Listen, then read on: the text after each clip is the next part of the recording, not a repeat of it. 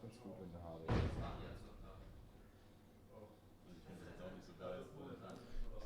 Das ist halt blöd, oder? Da macht man sich extra die Mühe für den ganzen Rotz zum Aufbauen. Ich bin bis um halb 5 wieder rumgelaufen, dass das scheiß Kabel da in den blöden Raum geht.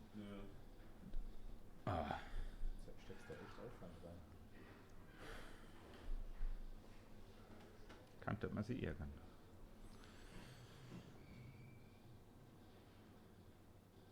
So, jetzt läuft zumindest schon mal der Stream. Ich stelle mir da kurz zwei Sachen ein, damit das ungefähr stimmt. Weißt du, was sie spielen? Ja. Für Agenda? Night's Watch, Banner Stark auf der linken Seite und Field die, oder? ja, Stark 4, wie es aussieht. Ja, es ist da. Ben of the Wolf, hast du gesagt? Ja, Banner of the Wolf.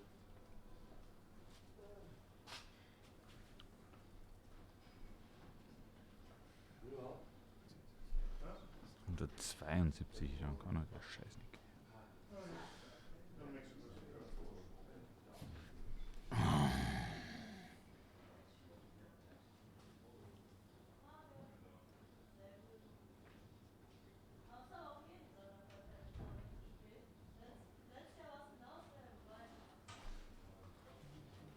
Bitte, jetzt der Kommentator.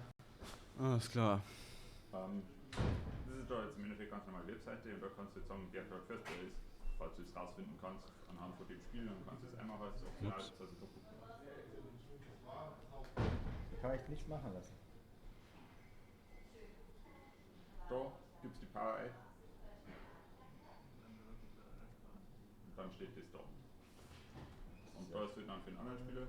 Und wenn das möglich ist oder ersichtlich ist, dann kannst du halt noch sagen, wenn irgendeine Challenge versucht wird. Also da jetzt zum Beispiel die Intrigue Challenge. Und dann sagst du da, dass das wieder weg soll. Da oben. Good morning, everybody. It's a nice sunny morning here at Castle Stahleck, and only 8 players are remaining.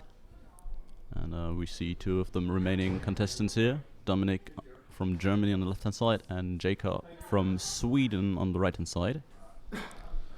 And it's we made sure to pick the one matchup in in the entire top 8 that features a deck that isn't Tark and or Stark. Although I guess Istvan is also in the top 8, so one of 2 matchups, but I don't believe there's more than that. I guess we shouldn't talk about balance this early in the morning, but can't bode well.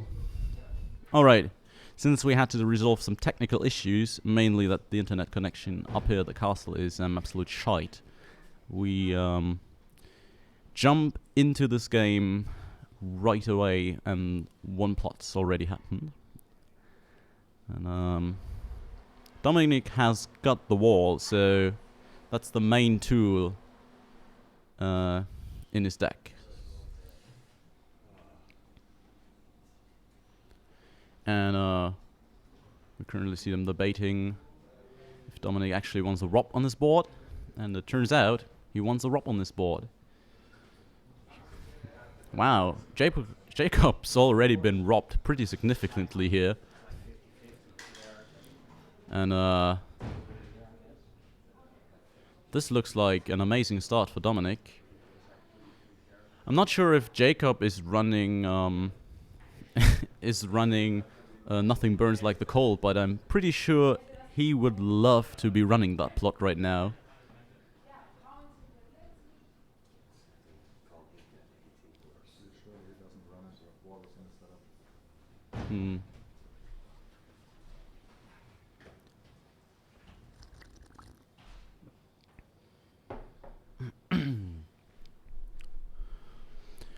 Yeah, other than that, I think Dominic is actually quite well positioned right now in the field, because we have like 6, potentially even 7 just dumb character decks running around, and his deck is very good at exploiting those.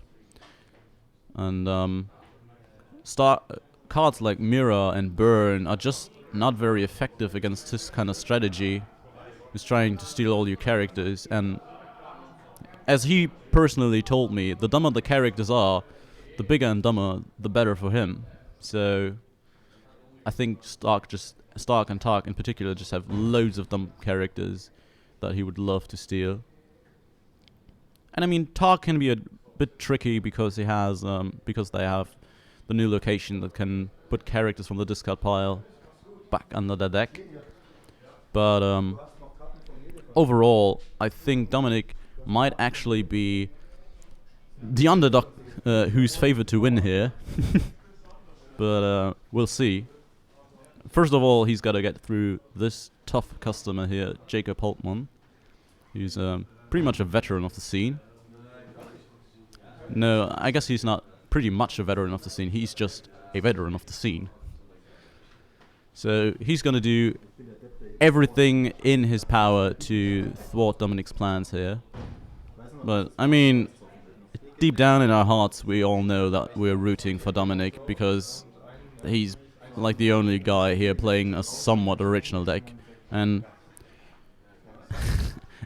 I love the fact that I am now describing new wall decks as original, but after yesterday, I think we can all agree that if a deck that is not Tark or Stark could win, it probably should win, because karma.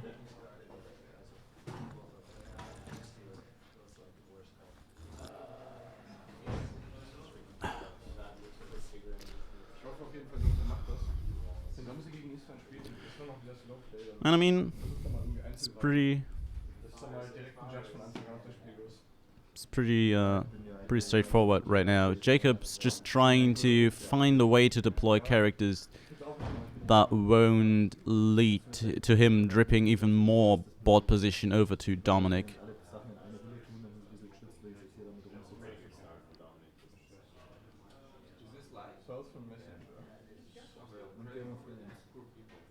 Alright. Let's see what Dominic's gonna give him here. I must imagine that Ward is just not a very good card against Dominic, so what would normally be a very favorable split for Jacob, I believe, doesn't worry Dominic too much, actually.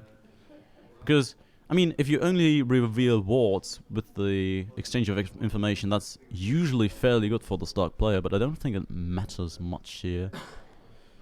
I guess technically, so one thing that could happen is that Dominic takes control over some small character, and Jacob gets to ward his own character and then regain control via Skargus. That's potentially a thing that could happen.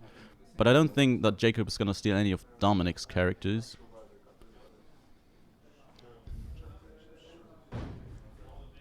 And I think you give him Wyman? That just seems wrong, though.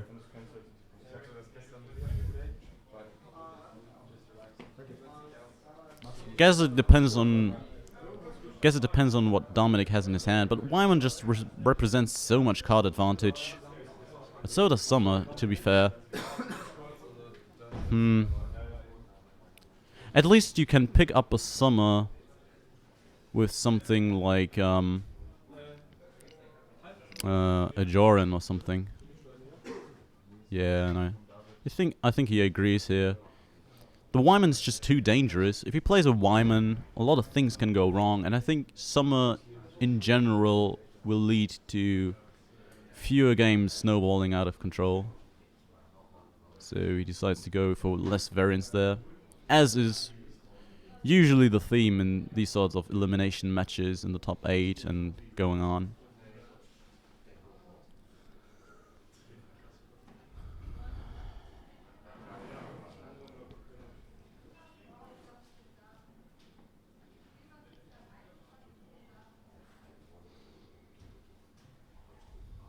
Alright, what I really want to see for Dominic here is a couple of economy locations. Unfortunately, I do not oh, well, there's one. Okay, that's good. I was kind of worried that he wasn't going to be able to develop his economy situation over there. Of course, yeah, I guess that's fine.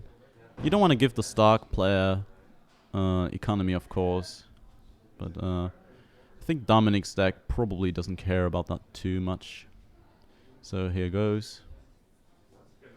There's the Gates of the Moon. And a no save aria. It's actually pretty difficult to tell what's Dominic's and what's Jacob's on Dominic's side of the board.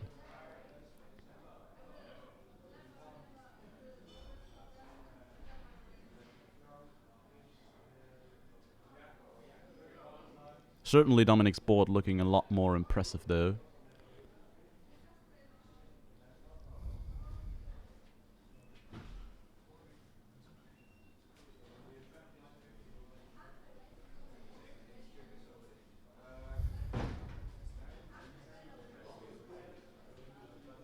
And this is kind of difficult for Jacob, because now Dominic has a no-save aria, but... So Jacob kind of has to commit to the board here, otherwise he's getting trounced and challenges by this Grey Giant. But then on the other hand, if he commits to the board, Dominic might just Valor, and that's not too great for Jacob either. So... really a very delicate dance here for Jacob.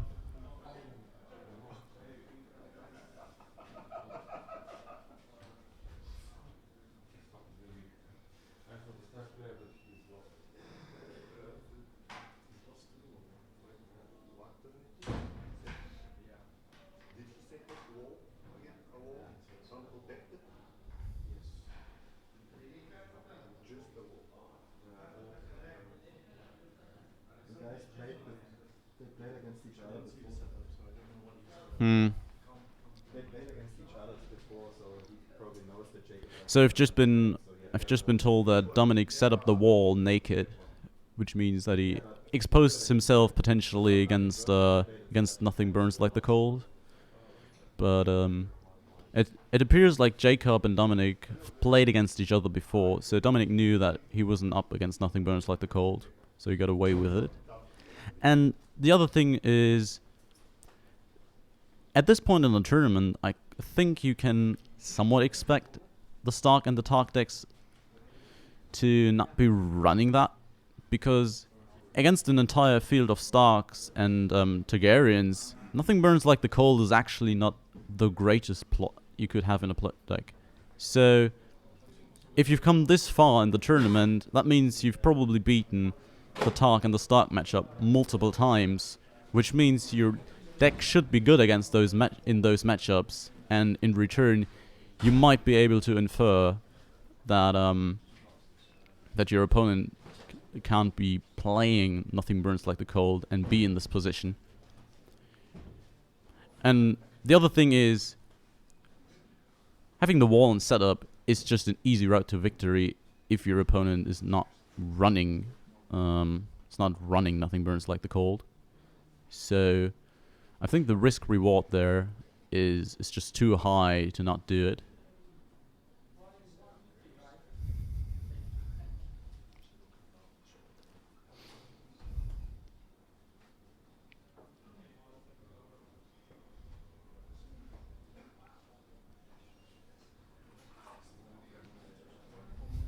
And here are some challenges. Jacob, right now, unfortunately, does not have anything in his discard pile, I believe. I believe that's his dead pile. Yeah, I think that has to be his dead pile, otherwise he wouldn't have given Dominic Rob last turn.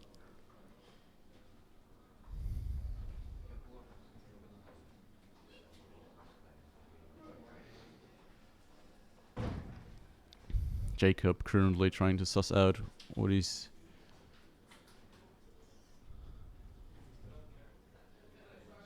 gonna sack for claim, and there goes an Intimidate.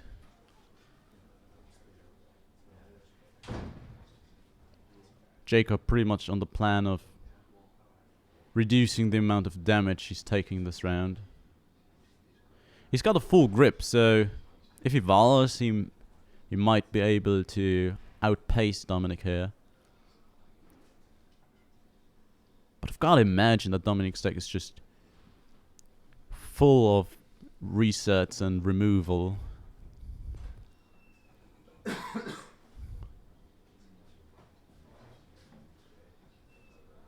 Yeah. Pretty much damage control for Jacob at this point. If he Valas, he also has to... He also has to discard 2 cards to the Loyalist.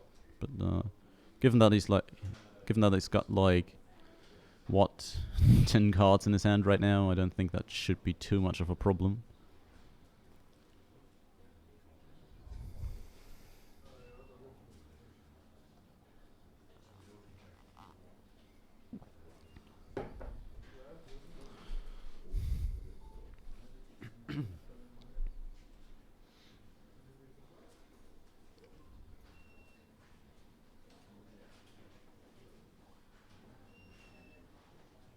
And now Jacob also has some... yeah, that's still his dead pile. I was about to say that Jacob also has some crappy characters finally in his discard pile. But not the case yet. And I think that's one of the ways you actually beat the wall. You just fill up your discard pile with crappy guys, and then they can kneel the 6-cost location to get a steward into play.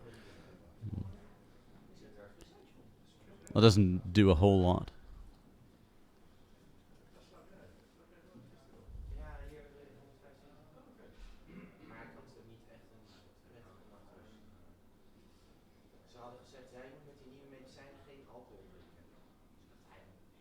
Alright, 2-claim power there. This is probably what Stark is best at, being down on board by a ridiculous amount and then still coming in for the power challenge and sort of wiggling your way through until you can reset. That's the Stark goodness right there, and probably one of the reasons why Stark is so good.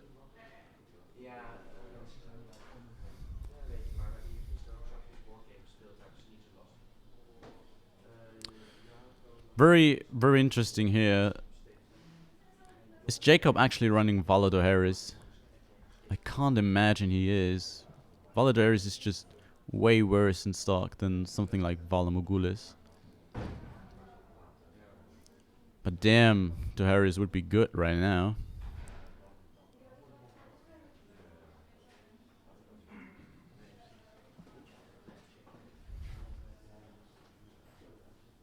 Not quite sure what Dominic is going to reveal here.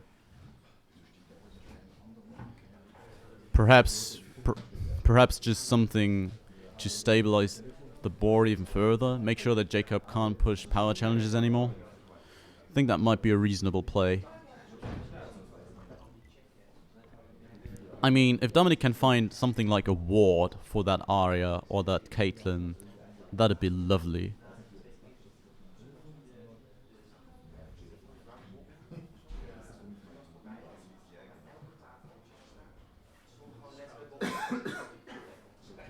Oh, and I also spy with my little eye there. I believe that's a recruiter for the watch in his hand.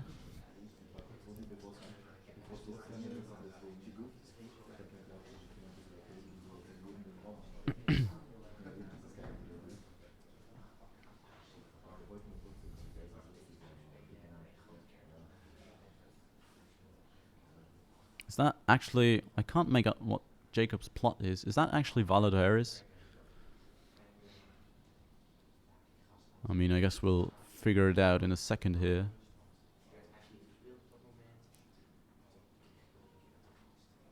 We should really be able to... We should really just be able to obtain some deck lists for the next match, I believe. That would be very helpful.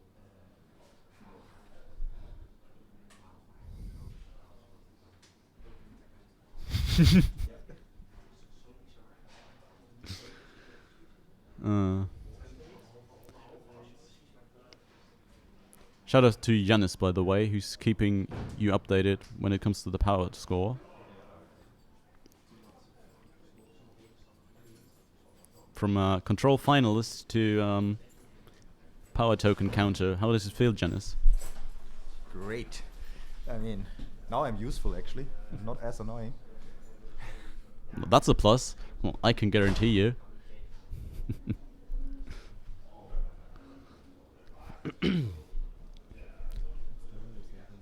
Well, yeah, that looks like the Harris actually.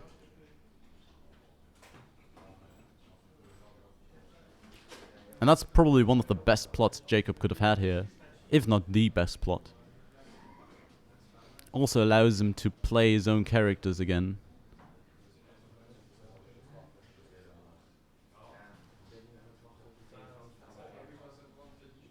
So yeah, this is a top 8 for you. There's no quarter. These guys are pulling all the stops. And it might actually be this somewhat odd choice of reset. I mean, it's not bad in stock by any means. It's also a very good reset, but just Vala tends to be slightly better. Although, you could argue that Valadares is also one of the plots, or a better reset against Targaryen. Because one of the ways you lose the Targaryen matchup is if they dupe Drogon and dupe Hista, and then just crush you down with military challenges. So, I think there's definitely some merit behind the Valadares. It's just the less traditional choice, let's say. And it's certainly doing work here. I mean, if Jacob had Valar Morghulis instead, I think he'd be down by a lot here, actually. And now the boards have evened up. And that can't be favorable for Dominic, especially considering that Jacob's discard pile at this point is not looking so hot.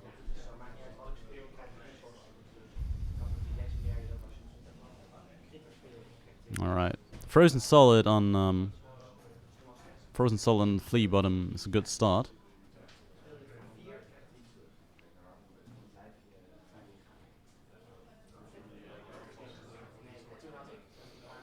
Yeah, I believe there's nothing in there it can actually steal.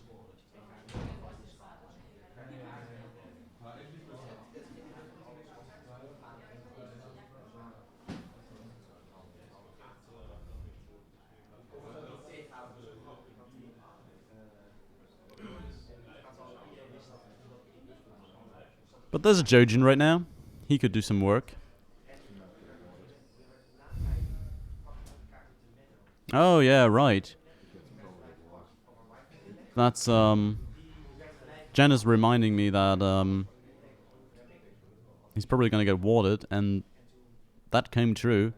And I also forgot that Jacob still had a ward in his hand, because Dominic actually gave that to him earlier. So I think that's either a mistake or Dominic deliberately gave that to Jacob for some reason. But I can't imagine that would be beneficial in any way. Yeah. Yeah, not looking so hot right now.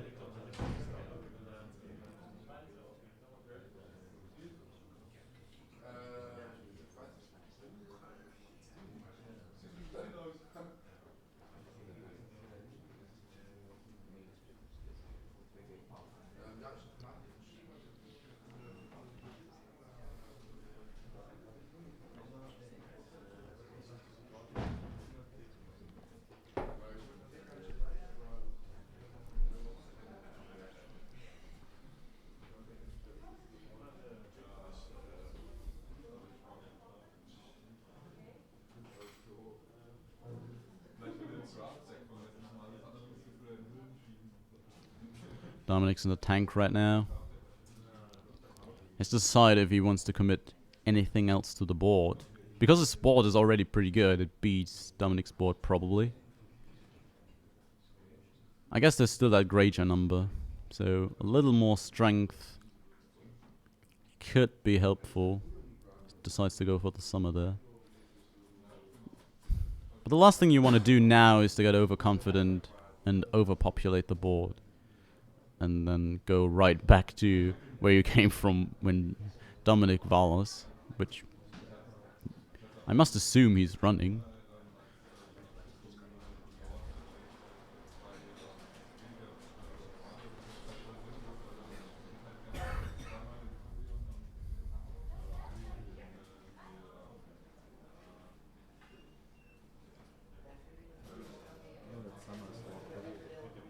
Yeah. brand for that pile, the other brand just instantly gets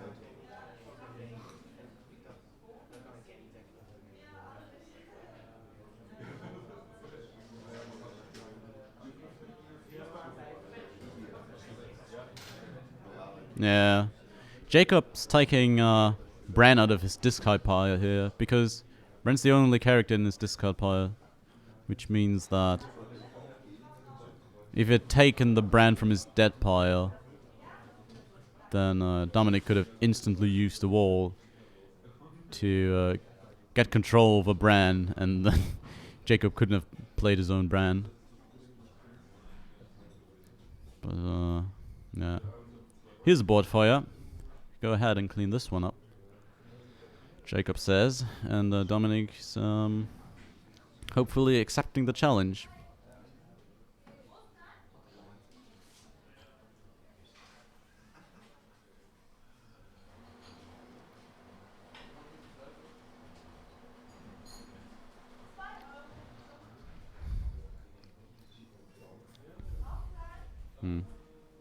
I mean, this military challenge isn't looking too hot, but on the other hand, I don't think you get anywhere if you don't do a challenge, because then you just get what you get: intrigue and power. You can't stop either. You can't stop the military challenge, but I guess that's what Dominic has to debate here. Although you could also stop the military challenge if you went in for military first, but it also just kills your own Jojen. So, None of the options here seem particularly appealing.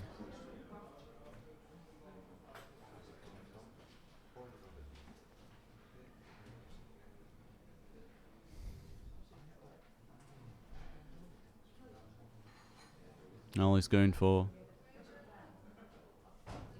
the mill anyway, I suppose.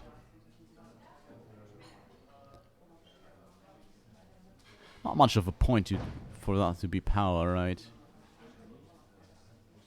I'm guessing this is military.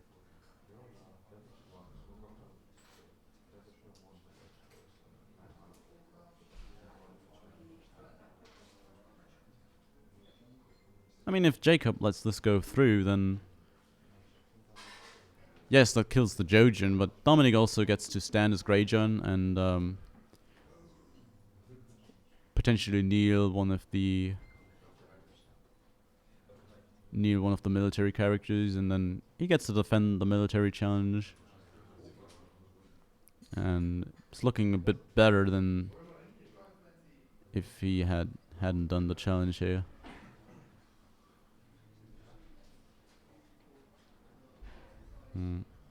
And Jacob, having none of that intimidate business, is going to defend the challenge. Fair enough. And he's just going to focus on pushing through those intrigue and power challenges. Yeah, so he has exactly enough standing to make sure that he can push through both challenges, get the unopposed, get another power. He still also has 1 gold, so he might even go in for the 2-claim power challenge here. And that would put him firmly ahead. Oh, yeah. Yeah, or he could just take dominance with the gold. Doesn't cost a card, but in return doesn't steal it from Dominic. But, yeah, I agree with Janice that it's probably better to keep the card in hand.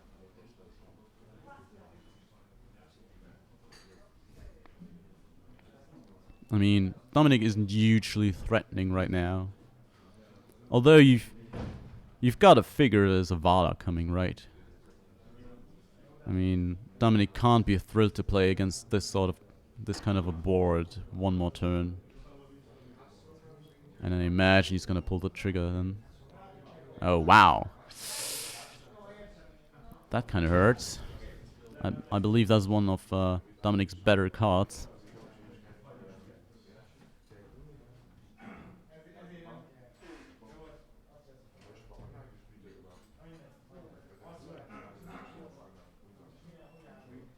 By the way, here's some technology for you.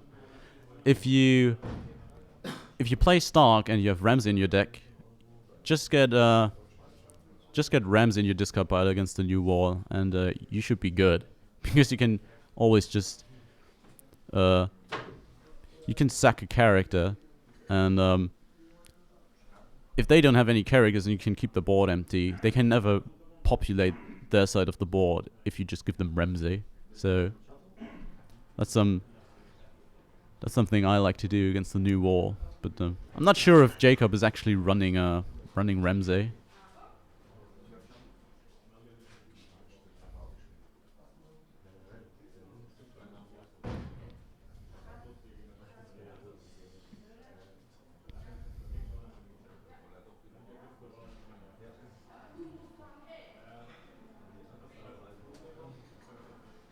And there's Valado Harris. Interesting. Now from Dominic's side. I'm figuring he's probably running both Valors. I mean, he's playing the no safe Aria, so you've got to imagine he's running Morgulus as well.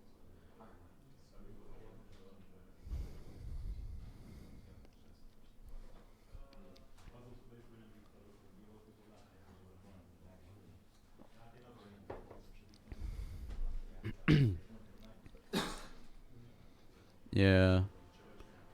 I obviously don't know the contents of Jacob's hand, but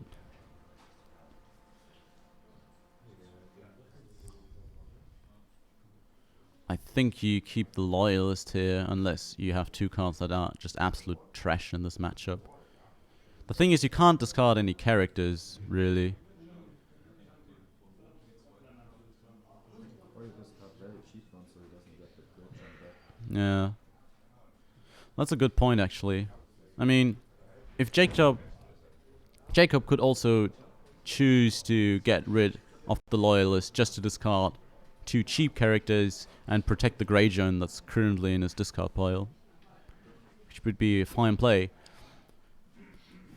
I think the problem with that line could be that it also takes away from Jacob's potential to reflood the board later on. So certainly some pros and cons here. I think you keep the Summer because he has a dupe for sure, and yeah,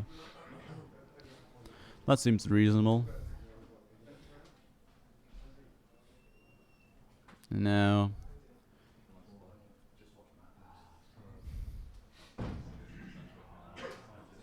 and it's not long before Greyjohn has actually outlived his usefulness, really, because once the trigger is gone, high strength Intimidate is not bad, but the Stark player usually has enough chuds laying around that you can poke in for challenges anyway, even after the Intimidate, and if Greyjohn doesn't naturally stand, it's likely that you're just more or less wasting an attack. Further being exacerbated by the fact that Stark doesn't really care about military claim.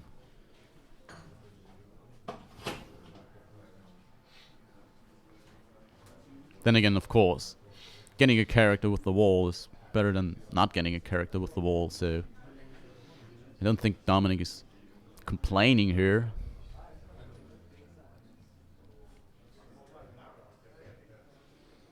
I think that's a Wolves of the North Caitlyn there in Jacob's hand. That might be a nice way to finish this one. But I don't think he's quite close enough to go for a killing move. Go for the killing blow right now. I think he still has to develop something. But I mean, if he doesn't have anything else to play that's remotely reasonable, I guess you can drop Caitlyn and she's slowly gonna grind away. The thing is, if you play Caitlyn without a dupe, she's gonna get Valor'd for sure. right? Because Dominic cannot beat that if it sits on the board for too long.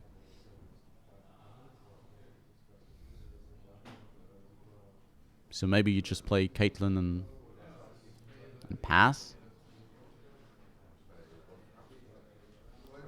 I mean, you have I Am No One, so I guess you can play another character and then I Am No One to refill your hand, sort of, and also make sure that your smaller board can push through challenges.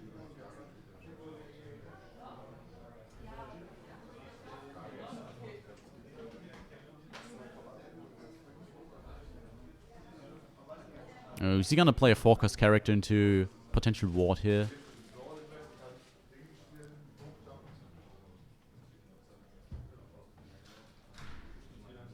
Yeah.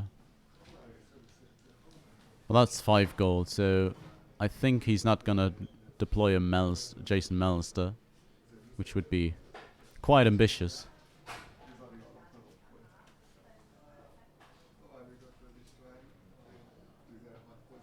Yeah. There's a Ramsey.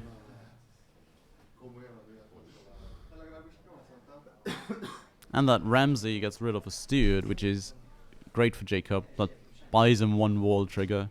And Dominic doesn't have access to his Isle of Ravens right now.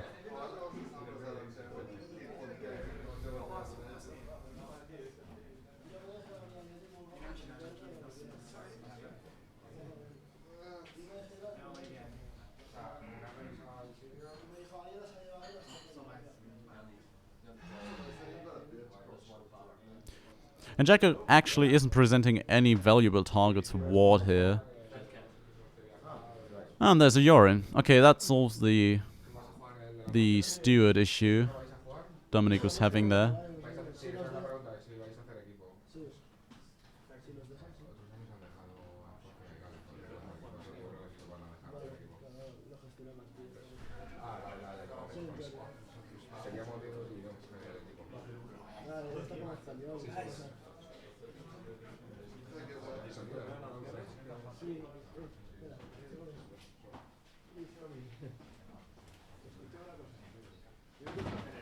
Oh, interesting. He's gonna cold hands the steward and Caitlyn. That's very interesting because now he's pretty much committed to playing a straightforward game, really.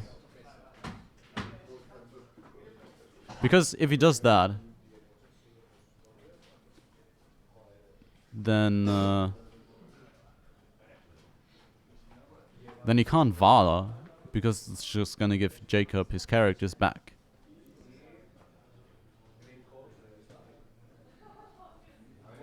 It's certainly an interesting turn of events here. So he's gonna try to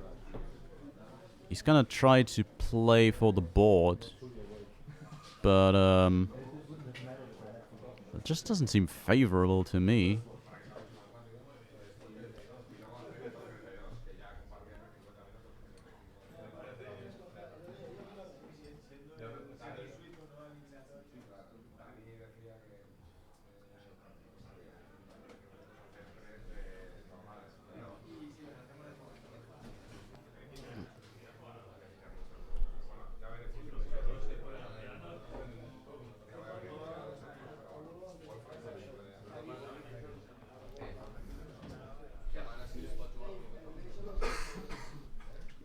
So Jacob pondering his options here.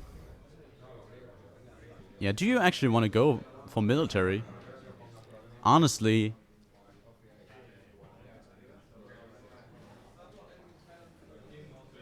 is it better to just leave the cold hand sitting there because it means that you can never get valid?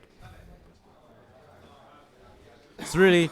Jacob here has to decide if he can play a straightforward game and win, or if he needs to draw out Dominic's Vala Mogulis and then win on the following turns by repopulating the board.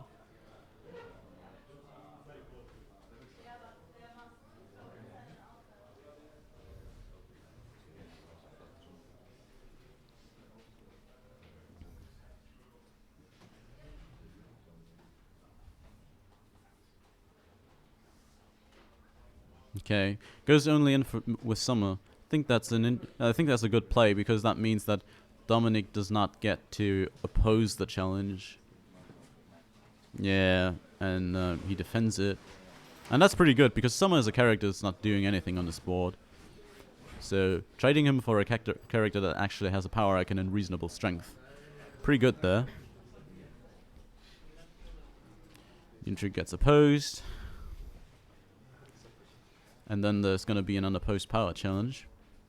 Most likely.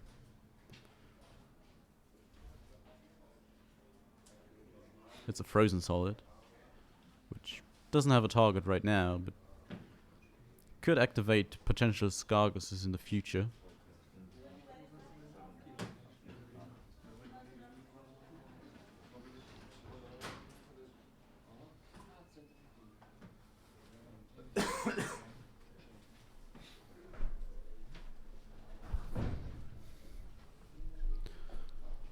I mean, I think this is a very straightforward trade of power challenges here. Just go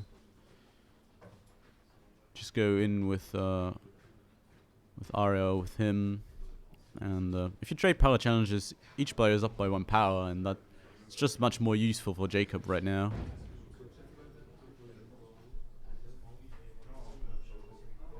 And Aria is sufficient to win dominance for Jacob, if that's just 1 gold on Dominic's house card, and I believe it is. Yeah.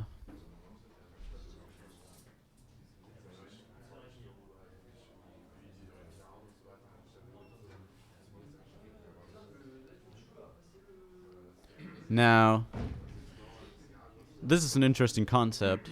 It's actually a very nice thing to do here is you could have just attacked with Aria, and that would have been that. Then Dominic is forced to make the one choice he can make. But in a tournament setting, when everything's on the line, people do make mistakes. So if you have the option between 2 equal plays, and one play can force a mistake and the other's just straightforward, make the play that can lead to a mistake, because you never know what your opponent's going to do. So, very good play there by Jacob.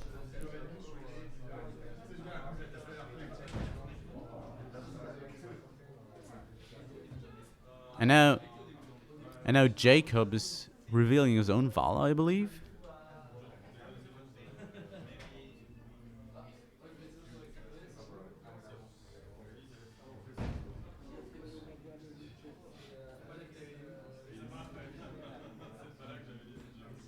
Yeah, the lighting situation back there is not optimal, I will admit that.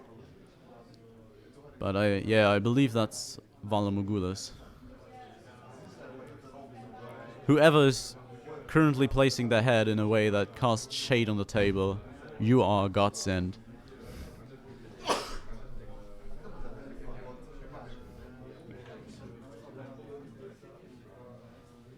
Yeah, and this is exactly why I don't think Cold Hands is particularly good in this matchup, and probably also not in general. It's just too bad against Vala.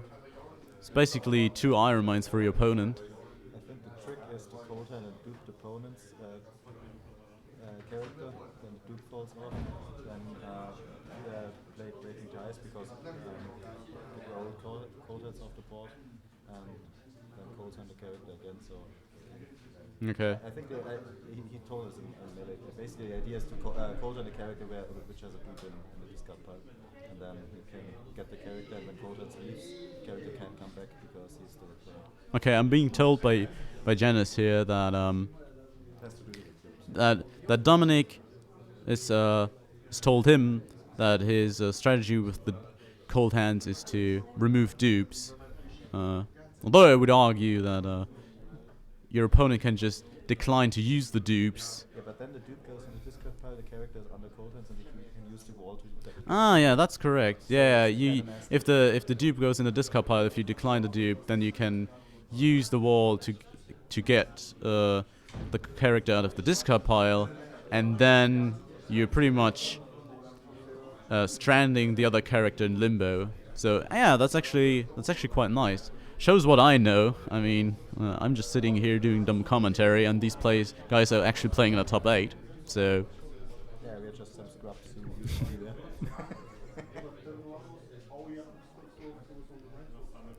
All right, but I mean, I'll admit that the intentions were good, but yeah, using cold hands this way just doesn't work out.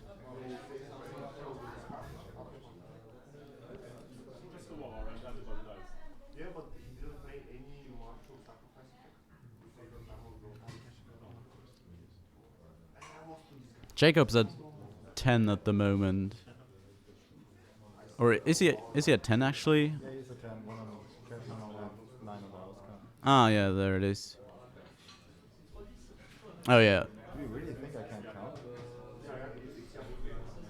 I wouldn't be shocked if Janice couldn't count.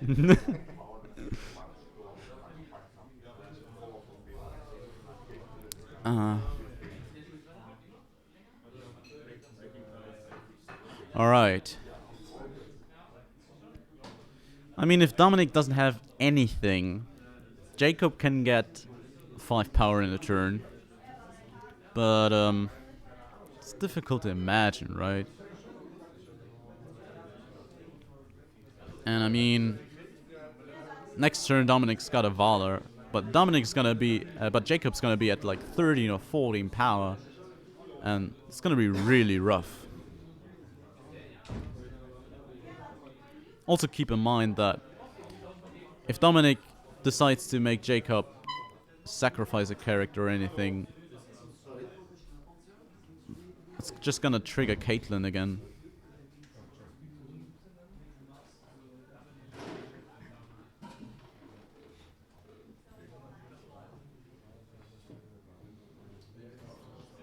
Yeah, I assume you have to litter the board here. Oppose all the challenges you can, and then hope that Jacob doesn't get to 15. Afterwards, Valor yourself and hope that Jacob doesn't have anything in hand. That's a pretty good start, admittedly.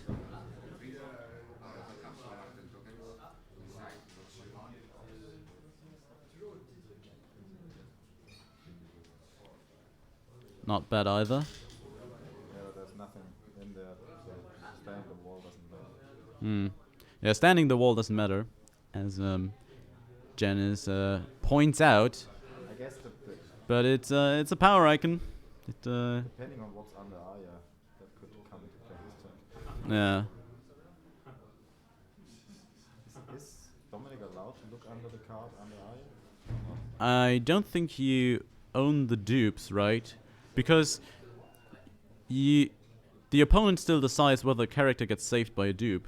Yeah, so probably is not allowed to look under. Yeah. Because it would be interesting if it's a character. Yeah, actually, Jacob might also not be considering that. I mean, you don't often actively look at the card you put under Arya. I mean, you should if you're playing Skargos, because sometimes if a character lies under Arya, you can just whiff a Skargos trigger, which is hurtful. But that could be something Jacob is actually not considering. And he's doing a military challenge here. So if Dominic just goes for that, he might actually find himself a useful target for his wall here.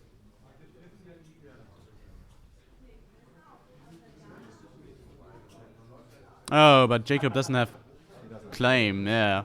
So let's just actually the 0 claim working out perfectly for Jacob. He can't run into a trap because he doesn't have any claim, and he doesn't need to.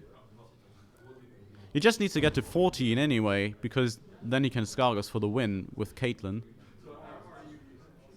And it doesn't look like Dominic can actually prevent that, right? Should be very difficult for Dominic to win dominance against 6 strength Caitlyn.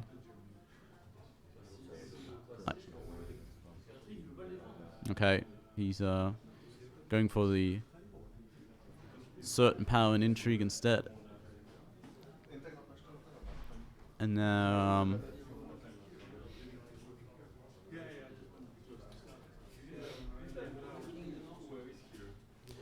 yeah. I mean, certainly you do power challenge here. Then you Vala next turn.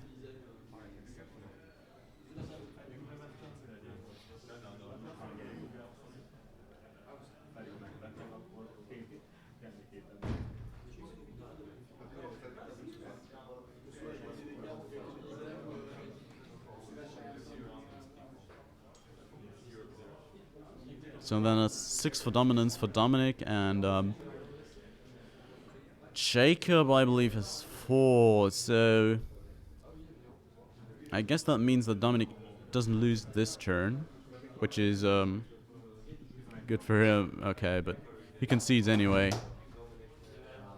Yeah, was just against the ropes here. I'm not sure Dominic has a Vala, and also they played before. So if Dominic doesn't have Vala Mogulis, Yeah. Jacob knows that. Ah, okay. And that would explain a lot of the plays. Yeah. So maybe Dominic actually isn't running Vala Mugulis, but it's kind of strange in a deck where you also have the non-safe Aria, So and that works with Coldens and the dupes again. yeah. So Coldens, somebody who has a big character who has a dupe, you can't save him. Dupe goes on discard pile, big character goes on the Coldens, then War gets the big character, bam. Yeah. That's, I think, the reason for non-safe Aria. Certainly gonna ask Dominic if he's actually running Vala. I don't think so, honestly. But yeah. All right, that's it for the top 8, and I think we still have some time until the semifinals begin. Probably like 10 to 15 minutes, barring any additional technical difficulties. So see you then.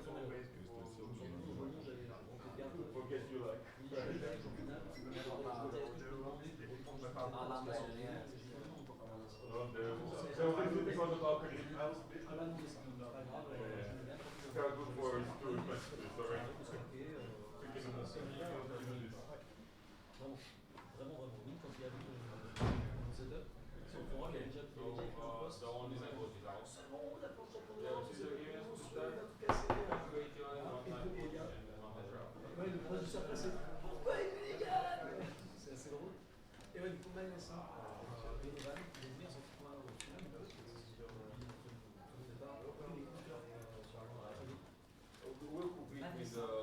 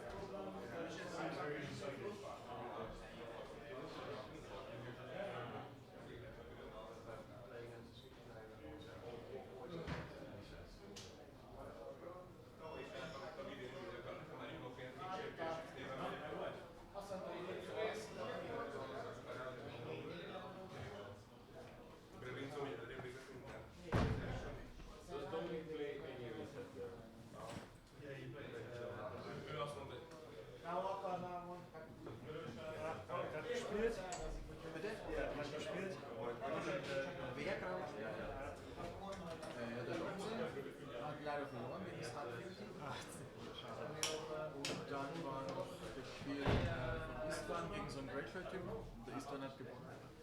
Das war auch cool anzuschauen. Die anderen beiden Spiele habe ich nicht mitgekriegt. Okay. Ach, schade, dass Dom verloren hat. Dass Dominik verloren hat. Der hatte einen guten Start eigentlich. Ball im Setup, direkt mal den Great Stone geklaut und so, später noch den Rock geklaut. Dann kam aber vom Gegner Valador Harris. Dann war es wieder ziemlich ausgeglichen und in der Marshalling hat der Starspieler noch einen Ward gespielt und dann war es nicht mehr ausgeglichen, sondern auf einmal war Domse im Hinterteil. Und dann, ja. Ach, schade. Aber das war cool. Morgenfloh.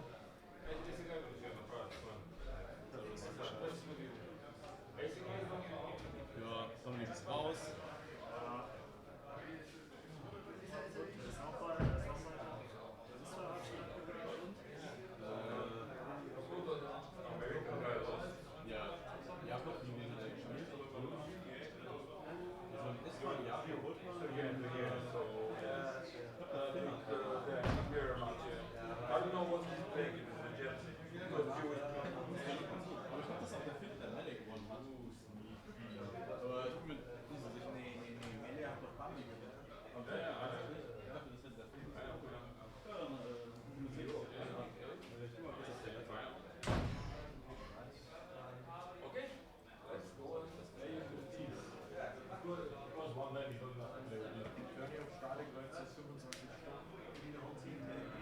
Ja, so ist das, ne? Also Jakob Kultmann ist weiter, George Carabinis, Margaret Dawn. Wir haben jetzt noch 2 Stars, einen Target und einen Terror. En Wilco staat 1 tegen 11 achter. En de tegenstander heeft Carl Rogo. Matt Redman, Tim Samurai volgens mij. Ach, Wilco heeft Tommy Lucci, der hat verloren. Es bleibt in europäischer. Hij pakt het wel. Das dürfen ja weg. Dus hij en moest in de hout via Vliebot Ich finde die Liste lustig. en via Herrenau gestartet, doet hij een goed op. dann 1:2. Als elkaar Ja. 2 grote te Dann maken. spielt er Ja, maar zit er durch, ja. Das ist natürlich Inter-challenge kon hij doen. Hij had in een Vliebot nog niet gebruikt. Inter-challenge. Schade, Dus dass je es denkt, ja, hij heeft second Das chance. hätten wir gemacht. Kan niet door die second chance. Ja, lustig. Ja, had gewoon met Vliebot en no save maar. Op de boost met 2. Doet Caldrogo met oude op weg. Seitdem sind die Doormeister. verloren haben. Fucking sick. En toen kwam die Zumindest muss ganz effektiv mittlerweile international Het was nog één kans en hij was een klein beetje teruggekwam, maar hij stond is waar. En hij Das triggert. ist halt wirklich eine Teilzeit. Aber auch das größte Turnier. En dan ook gewoon die beurt ervoor daar rekening mee houden en dus moeite doen om via Summer weer terug te gaan of meer naar je hand te halen. Hij was Aber der kommt ja jetzt in der Kette. Had geen niks. Der ist davon, der ist ja drauf.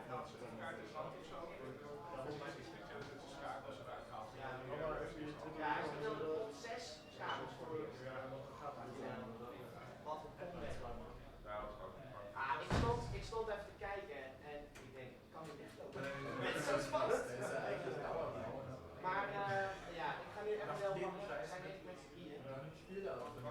Ja. Das muss man erst mal Ja. Wil jij niet? Ga je Da even ist ja nicht nur das. Ich muss ja erstmal noch das Deck herstellen. je bent daarmee. Ja. Maar kunnen we nog een 4 Ich denke mir mal, ja, wenn ich nicht aufpassen will, dann hätte ich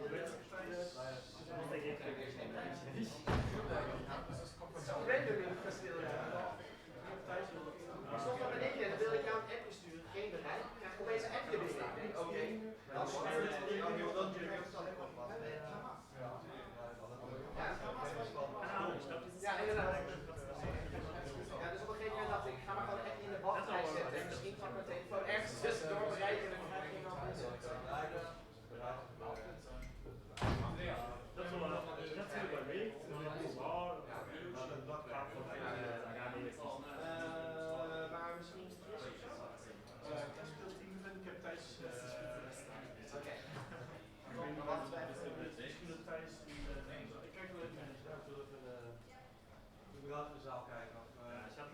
mich gestern Morgen umentschieden. Ich habe eigentlich die ganze Zeit vorher auch 4T getestet. Aber halt wirklich, entweder die Karte hilft mir, Karten zu spielen, die was gegen Locations machen, oder die Karte macht was gegen Locations. Danach habe ich die Karten ausgewählt. Es war dann halt irgendwie brutal, aber halt kein Foul. Aber das ist auch ein schöner Ansatz, einfach Location Hate. Der Vicarion, der nur 6 kostet, der hat Renown und Intimidate auf dem Body. Das ist eigentlich schon saugut. Und der für 7, da kann ich einfach eine Location chillen für 7. Ja, der ist aber auch brutal. Ja, das ist der eine, wenn ich ein paar Warships habe, wenn ich drei Warships habe, dann kann ich mit dem schon. Also der, ich hab meine Meinung. Irgendwann muss den Armleuten dann sagen, dass ihre Punkte jetzt wieder selber updaten müssen. Vielleicht kriege ich sogar hin, mich in den Stream noch irgendwie einzuschalten. Dann kann ich das Auto updaten. Achso, so meinst du. Ich hab dafür du jetzt Reichweite und dann wichtige Sachen in den Stream rein. Ist das ein Twitch oder was ist das? YouTube Live oder sowas. Ja, aber falls die Florian sich sagen, er braucht einen neuen Bottle, seine Punkte updaten. Da hat dich jetzt dazu bekommen, dass du das in der ersten Aufnahme warst. Ja, ich bin ja eh da gesessen und dann auf dem Handy immer mit ungefähr einer Minute Verzögerung die Punkte auszuwählen. Das war auch einmal so lustig, weil der Fett gegen den Arschling als First Player hast du einen Power gekriegt. Ich hab's ewig vergessen, dann tippt jemand an, ich krieg den Power gegeben. Ungefähr 10 Sekunden, nachdem ich es dann abgehört habe, kam Coach und hat direkt nochmal losgegangen, wenn ich jetzt nicht mitmachen muss. War unnötig. Also.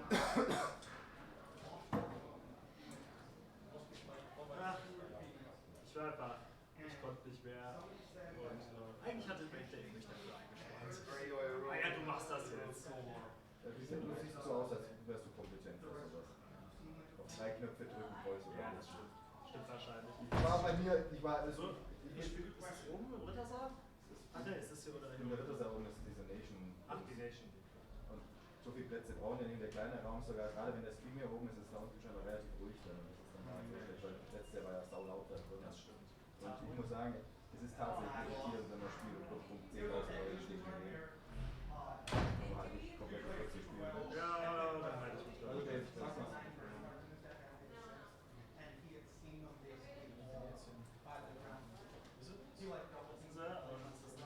ja, die haben ja, glaube ich, verschiedene Kameras. Die haben vielleicht eine andere Kamera.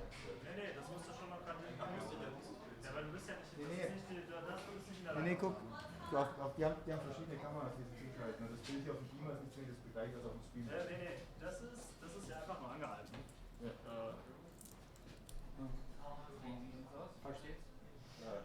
Das ist schon das Bild, was auf dem. Das sah am Anfang gut aus, aber so Harris ist gut gegen Das ist schon das Bild. Ja, Dominik kämpft, hat mit mir Wall auf 8 gemacht. Wolf. Und da müsste dann hier das reinschlagen und sagen. Das muss man aber auch spielen können. Ja. Aber er hat gesagt, Spieler. Und dann spiel hauptsächlich die Tischen und mach das mit dem Minimum so nebenbei. Ja, nee, das von Dominik hat schon ein paar lustige. Moment, das ist jetzt nicht. Cannot be saved Aya. Wenn der Gegner einen gekämpften großen Charakter hat, dann Cold Hands auf den drauf. Das Ding fällt in Discard bei, weil er nicht safe kann. Der Charakter geht unter Cold Hands und dann kommt der Wall, holt es sich. Wenn dann Cold Hands geht, kann der Charakter nichts mit. Weil er bereits als Unique Character bereits im Spiel ist. Das heißt, der Charakter bleibt einfach unique von der Game. Der Boss-Card und die weiß auch noch. Florian weiß ich nicht, wo er ist. Für nächstes Mal rekrutieren. Das meinst du, das veröffentlicht? Sah langsam aus. Es ist echt gute Ideen drin. Und gegen Big Guy Decks, das wird gerade nicht allzu viel nach dem Burst gespielt, weil 6 Euro Investitionen völlig darunter ist halt schlecht. Ja, gut, fahren wir Dann jetzt. würde ich es nicht spielen. Ja, wenn wir fahren. Wenn du alle deine Karten hast. Ich habe meine Karten. Dann Na gut, mach's gut.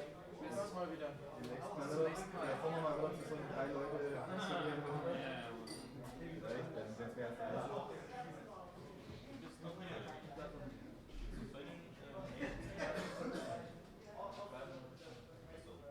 Du,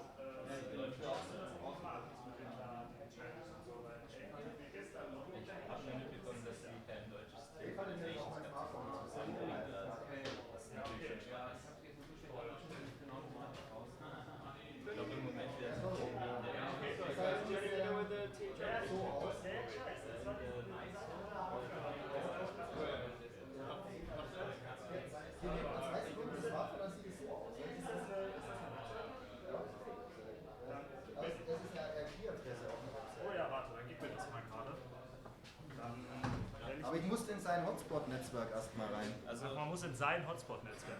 Ja, und das hat ein ganz lustiges Passwort, das absolut kein Passwort ist, sondern ganz viele komische Buchstabenfolge. Du musst den finden, sonst wird das nichts. Sorry. Ja. Der Dave meinte gerade, dass ihr irgendwie noch nicht bereit wart. Also, macht's gut, Auch Leute. Im Stream-Team, oder? Ja.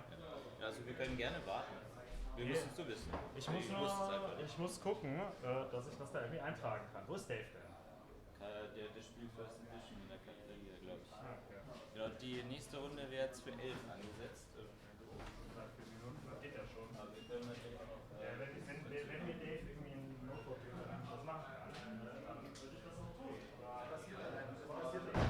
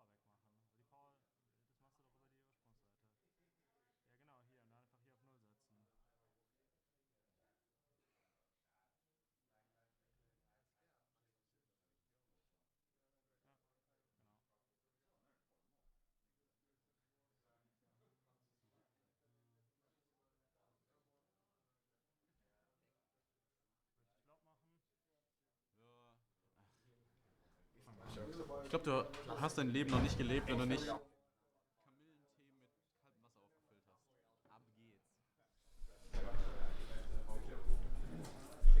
All right. I think we're doing it.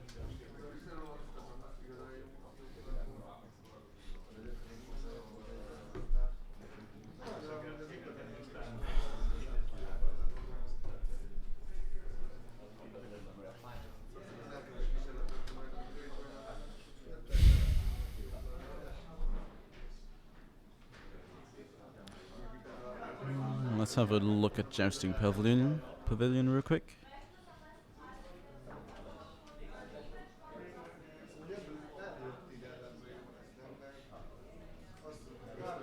Turn on Bracket.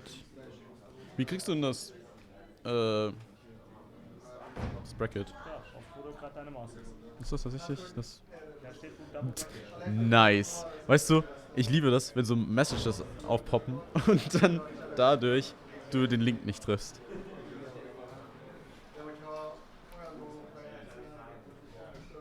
Oh, das geht aber nicht weiter, oder?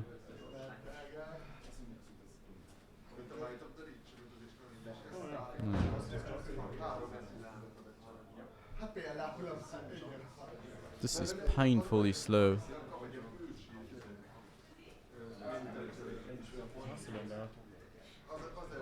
Ich weiß auch nicht, was das hier soll. So.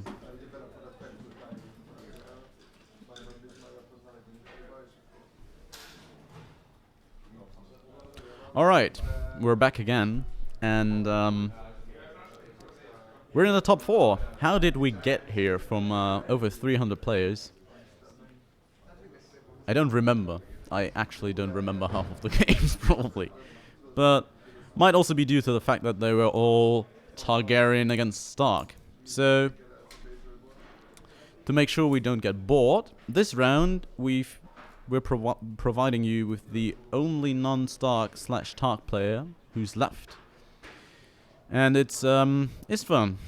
Congratulations to Istvan for making the semi-finals here with Tyrell. And on the right-hand side we have Jacob Holtman. So, classic matchup here between some veteran players, and it's going to be a doozy. The other matchup is Targaryen Red Door against Stark Lion. So, okay, there is some Lannister left. I think it's a lion in wolf's clothing. All right. And yeah, just all right. Just gonna jump right into the game here, since it appears that our players have already started. I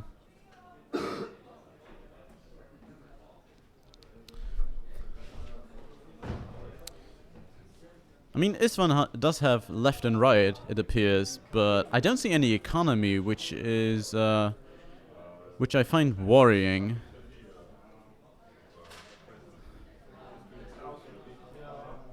I mean, most of these matchups are incredibly tight, so if you miss a beat on your economy, you can find yourself in a position where your opponent can just Vala and win. And we've seen in the previous round that Jacob is actually running Vala Mugulis and Vala Dohaeris, which I can't imagine a Tyrell deck fancies a lot. That should be fairly difficult to deal with for Istvan. So I think he needs to get out of the gates quickly here, and the start he has right now doesn't look particularly appealing in that sense. But I mean, he has a calm over Westeros, so that's very good against Stark, obviously. Gonna see what Jacob can do here. And already there's a Frozen Solid on Old Town, which is shutting down Istvan's passive power gain and card gain here.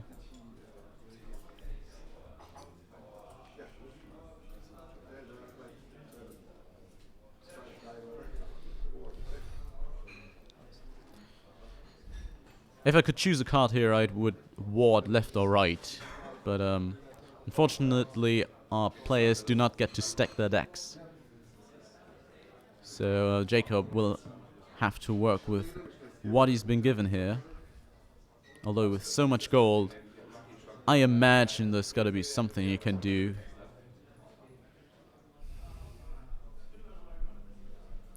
Well, here goes nothing. That's certainly nothing. Nothing short of amazing. Wyman, of course, probably the best card in the Stark deck. Maybe Mirror is the best card. They're just so good together, though. Yeah. Not really sure which one is better, but if you start the game off with Wyman, you've got to be feeling pretty confident, especially since he's also got Flea Bottom on his side of the board.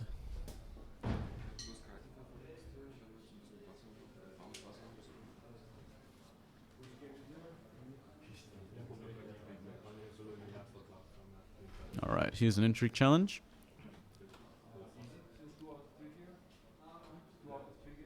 Yeah.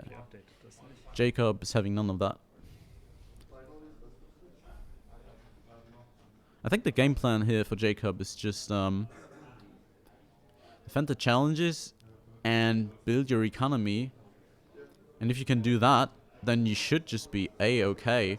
I mean, if Istvan isn't developing his economy, then you will win at some point because you will be able to Valor and use your resets, and Istvan won't have any way to recover. So Jacob not under a whole lot of pressure right now. He can just play the waiting game for now and see where this leads him.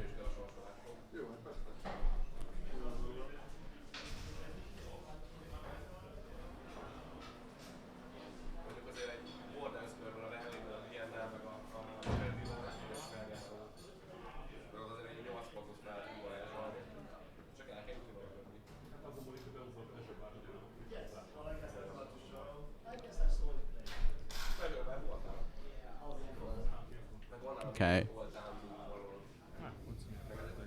The military challenge claims the deep of summer there. But that doesn't worry Jacob too much. Istvan can't really get anything done with Valor or anything like that right now anyway. So nice to just use the dupe effectively there.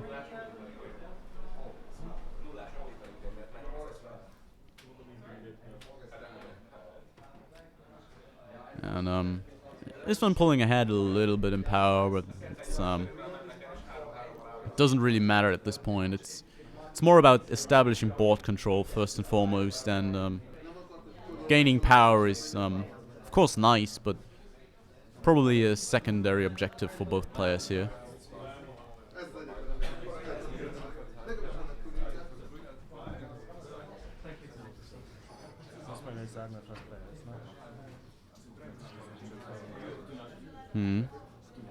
Oh, and it appears like our power scoring is now online. Nice. This round I've got Richard helping me out, so thanks for that. Since Janice had to bail. Alright. And here's Jacob, I believe, revealing exchange of information. And yeah. Man, this really hurts for Istvan. He has no economy locations, and he's forced to use a trade ruse at this point in the game just to get something going here. Okay, but that's a lucky break for Istvan here. Jacob actually revealed a flea bottom, which Istvan is probably gonna give him. Yeah, so that's pretty good for Istvan. Probably best case scenario there. You really don't want to give Jacob another economy location, or this situation could be spiraling out of control.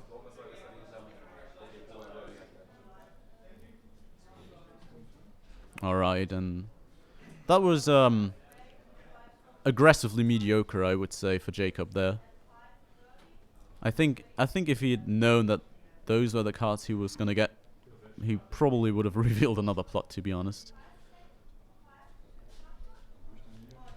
But yeah,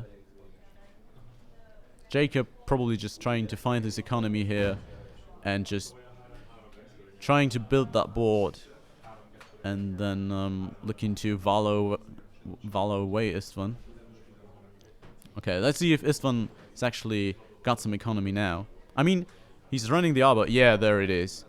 I was gonna say, it doesn't take a lot for Istvan to get back in the economy game because he has the arbor, and yeah, there it is. Now, the game is actually fairly even because that sorts out the whole economy deal, and now it's just about those characters. But I think Jacob also has a jump start there, so I must still give a slight advantage to Jacob here. Just because Wyman is so insane on these boards, and if Jacob has something like Mirror here, he can blank left or right, and just generally blank characters left and right, and then he's gonna be off to a great start here in the semifinals.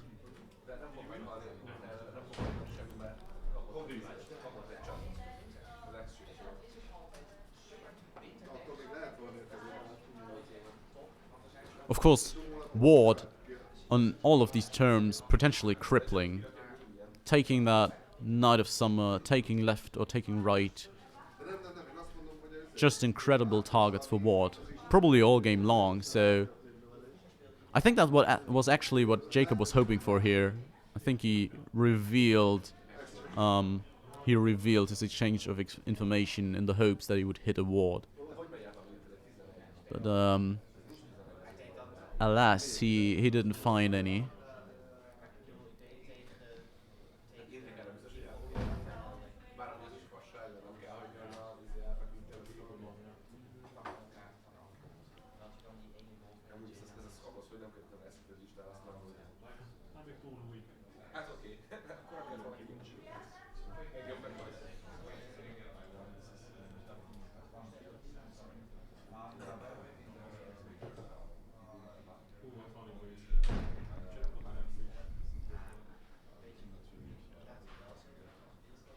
Contemplating his options there, I see Skargus making its way to the top of his hand.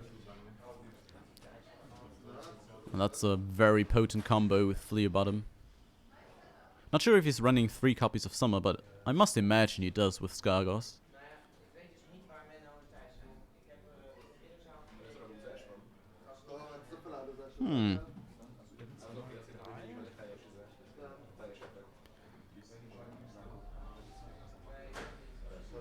So now he's generating some cards, and he also puts a Winterfell Steward in his discard pile, which means that he will accrue more economy over the next couple of turns, because I think he didn't draw another income location this turn, so he's going for the Winterfell Steward play here. And now in the challenge phase, he can sacrifice Summer to Wyman, stand Wyman, and then use Summer to get back that Winterfell Steward and still increase his economy, even though he didn't get an economy location there.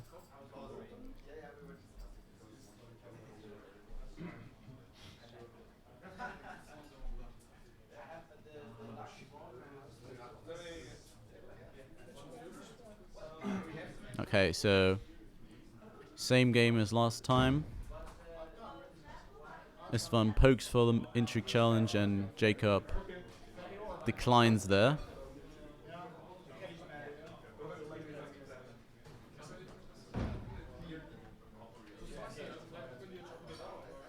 And it's really tough to go first for Istvan here, because we really don't want to do a challenge with left or right, and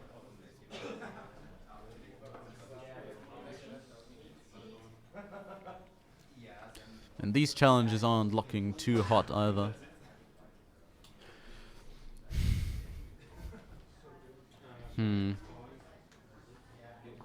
I figure you just use Wyman plus Summer here. Oh, he's actually deciding to get the Winterfell Steward into play. Okay.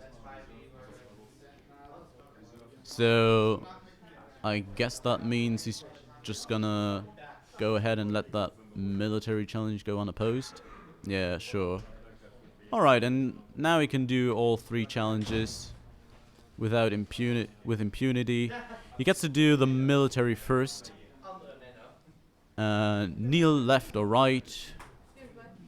I believe it should be the one with the power icon. I can't remember which one has the power icon. So you kneel the power icon, then you go for the power challenge for Greyjoy, kneel the other one, and then you get unopposed as well. So smooth sailing there.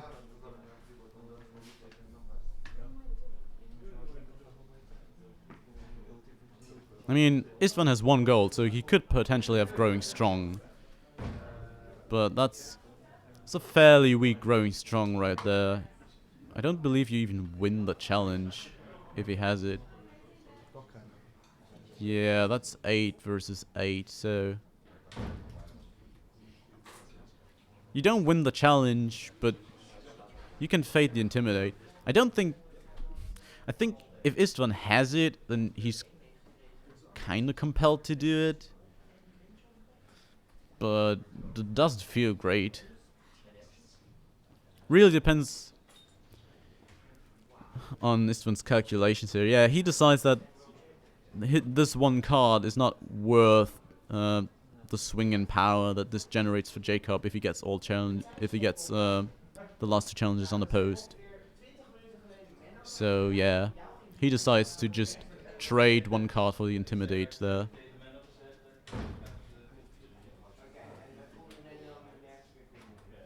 Well, that's 4, 8. Oh, right, they also get +1 strength, so he actually wins the challenge. Yeah, then it's definitely worth. Okay, I miscalculated there. Alright. But, yeah, Jacob is still able to get in there for the power, I suppose. Alright.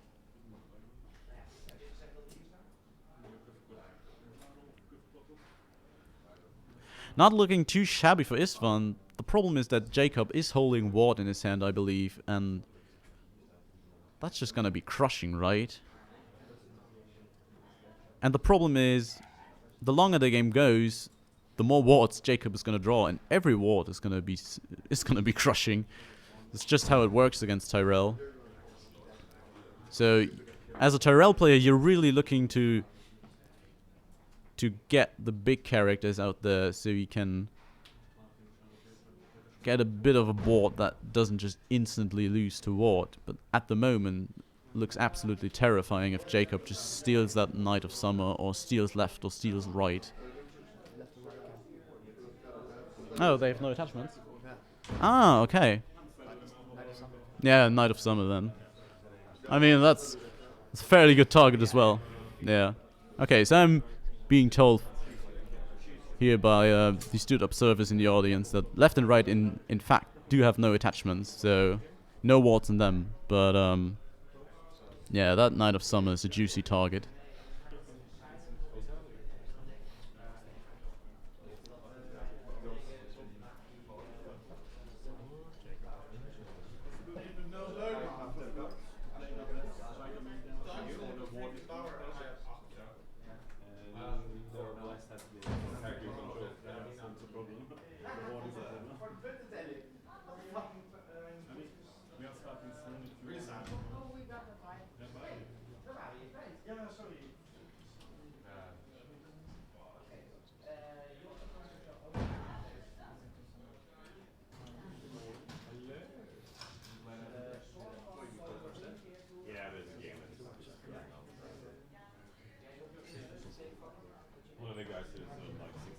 Yeah. So I think here is where the ward hits the table, because Jacob can't trigger anything this turn. So just decreasing the board presence on this one side of the table, probably a good idea. And if Jacob has any duped characters, that should also be very good here. This one is counting gold. Can't imagine that Jacob's already passed here. Has he? No, there's a Ramsey there. I think he's trying to figure out if he wants to Ramsey, which he can do. The king plot does not prevent the force trigger. Yeah, and that's what he's going for. Now, interesting decision here. Is he actually gonna sack the Knight of Summer? No, he's actually deciding to keep that around because it has a lot of strength.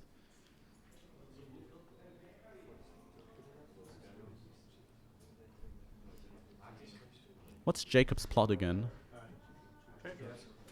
Traitors, okay.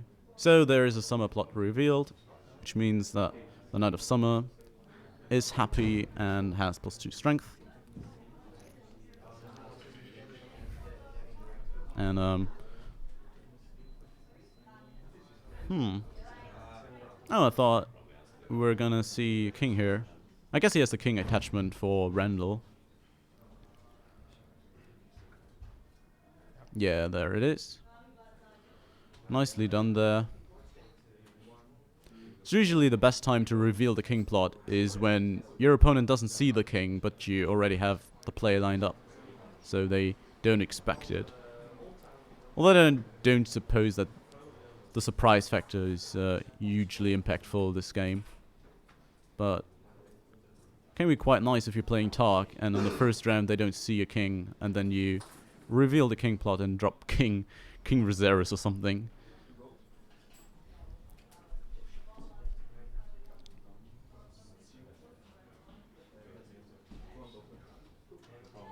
And this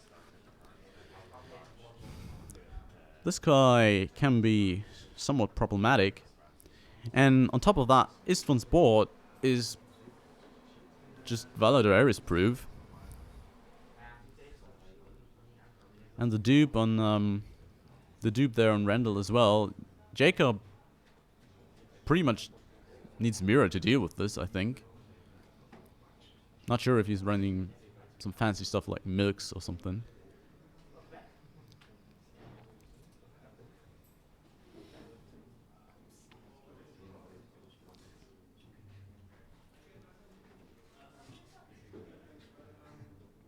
Yeah, really tough to do any challenges here. Left, right, and then Randall as well. Basically nothing kneels on this one side of the board.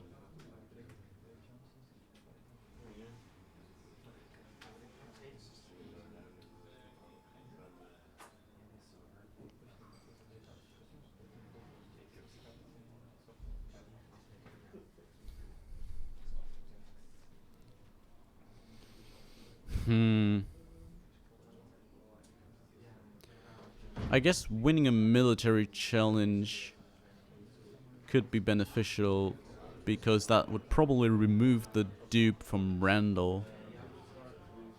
And then maybe if you get rid of the dupe, then you can navigate yourself into a position where you can Valar if you draw a couple of dupes.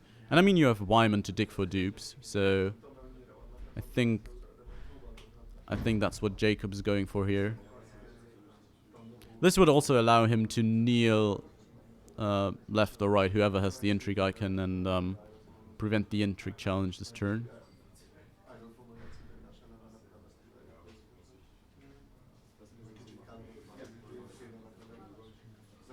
Of course, Istvan again has that 1 gold there, the ominous 1 gold, so that could just be another strength bump. And there it is. He's got it again.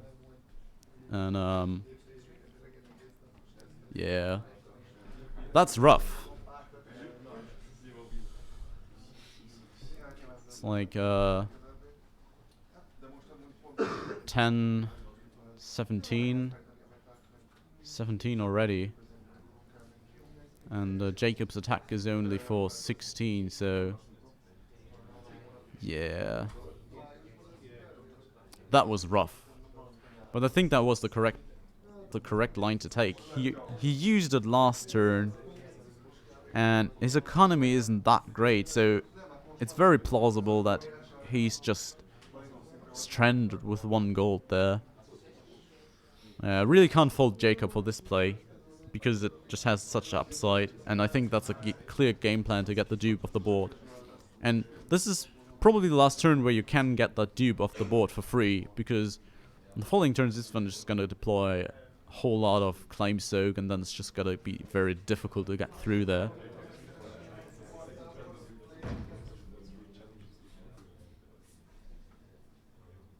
Yeah.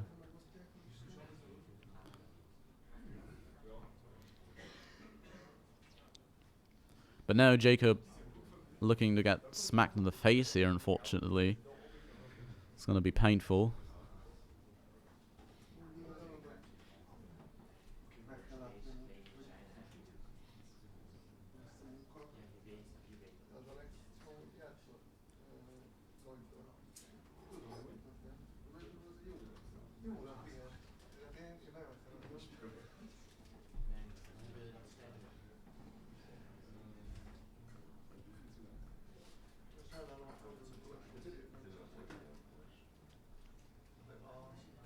And I think we're going to clearly see Jacob's intention here with where he wants this game to go, the way he defends here. Because if he wants to keep the board wide and try to beat this one... Oh. Yikes. Man, this one is pulling all the stops. He ain't joking around. Yeah, but is Jacob actually going to sacrifice board position here just to prevent some power gain and then try to use the reset to come back? Or is he just trying to go so wide that Istvan's stand doesn't matter anymore? And I think Jacob's decided he's going to let Istvan claim some power and then just try to go as wide as possible and stem the bleeding that way.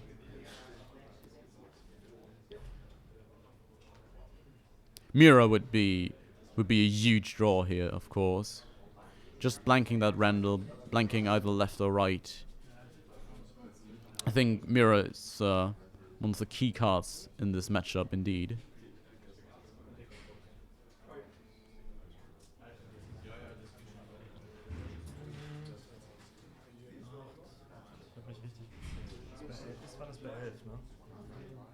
Yeah. Oh wait.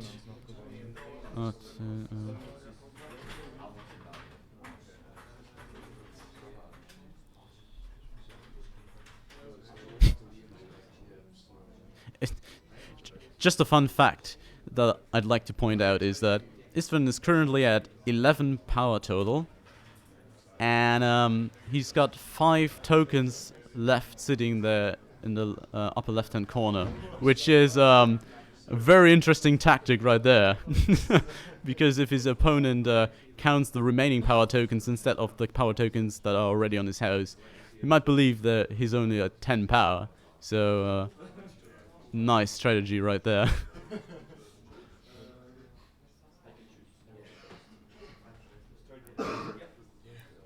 And I wasn't kidding when I said Istvan is pulling all the stops. I talked to him earlier and he said, we can talk about my winner interview later. But I think that's one of the things that you can really admire about Istvan. He is always confident in himself, and that really shows in his play. He's just... Jacob's got the wards, he's got all the tools, but Istvan's facing him, staring him down, and well, I think it takes grit like that to be in the semifinals of Stahleck. So there you go.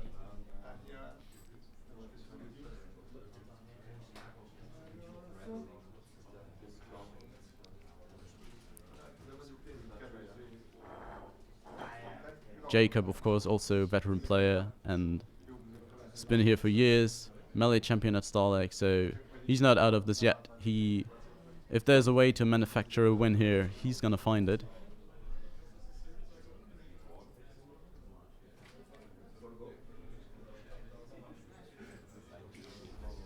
And there is There's a march into a Ramsey, which takes care of the left and right problem.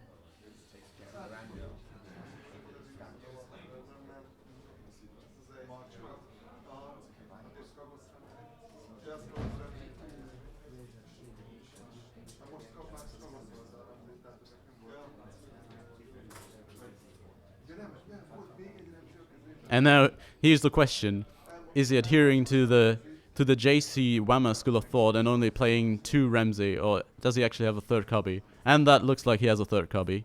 All right, so that takes care of Randall as well, and now it's looking pretty good for Jacob again. Oh, I don't think you want to draw a card here. Yeah, that was really, really dicey. Because if he draws the Ramsey here, I don't think he has enough gold to play it. So I don't think it was actually correct to draw a card off Wyman there.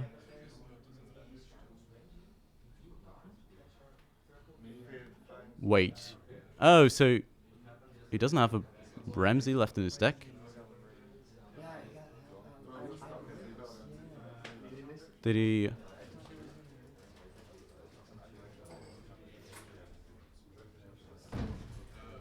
What just happened? I'm confused.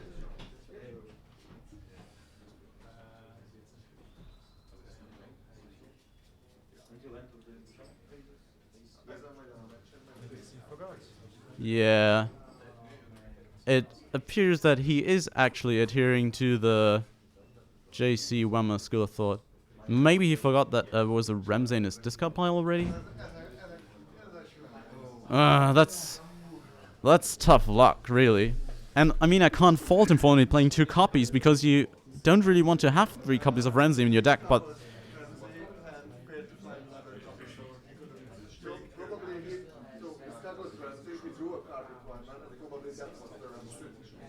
Yeah. I'm not exactly sure how that happened. Did he draw the Ramsey, or does he just not play 3 copies and he missed the copy in his discard pile? Anyway, he couldn't do the Ramsey play, and that puts him down on board, and Istvan gets to keep his Renly, his Randall. Man, these names all sound the same. Yikes.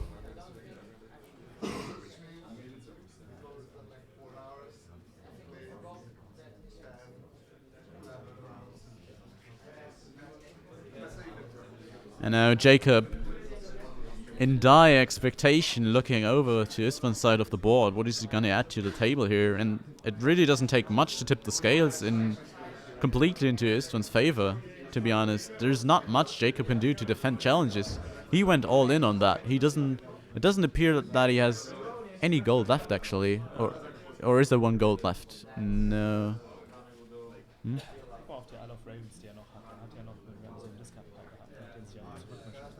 Yeah.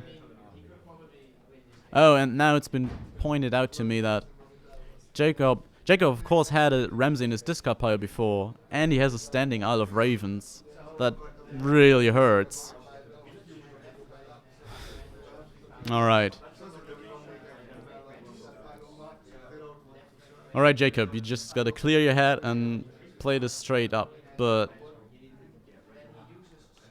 I just don't think you can stop this Randall now. He's just gonna run rampant. He's got the plot as well, so he doesn't even need to discard cards, or he can use it to gain more strength. It's gonna be almost impossible to defend the power in the military challenge here, giving Istvan another 2 for renown. I guess small solace here. Jacob doesn't actually have any power on his house card to steal, so there's that.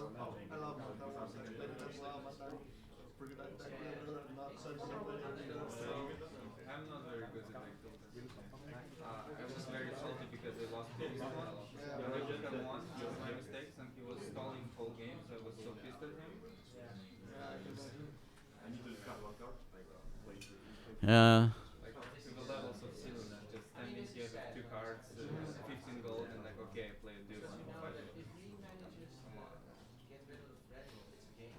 But that happens to the best of us, really. It's you see the winning line and you get so excited, and it's really difficult if you feel like you have the win in your fingers in this kind of situations to still go through the steps one by one and think everything through. And it's these are the worst mistakes you can make. They feel absolutely terrible. So yeah. But it's not. Doesn't feel like it's quite over yet. Of course, it's favoring Istvan by a lot now, but doesn't look completely lost, I believe.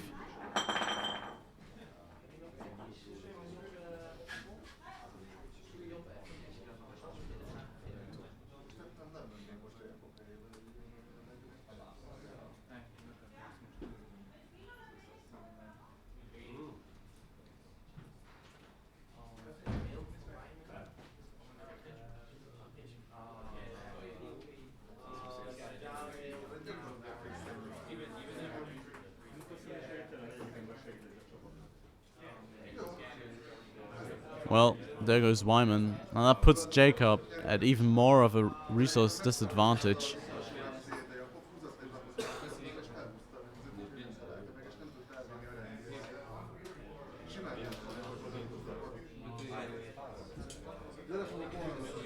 Now Istvan at 12 power, and a military challenge and a dominance win is gonna follow. So Istvan up to 14 power here, and if he's got something like attachment removal, he also wins instantly because he can just take back the Knight of Summer, who also has 2 power. Yeah, and Jacob identifying that and sacking the knight for claim.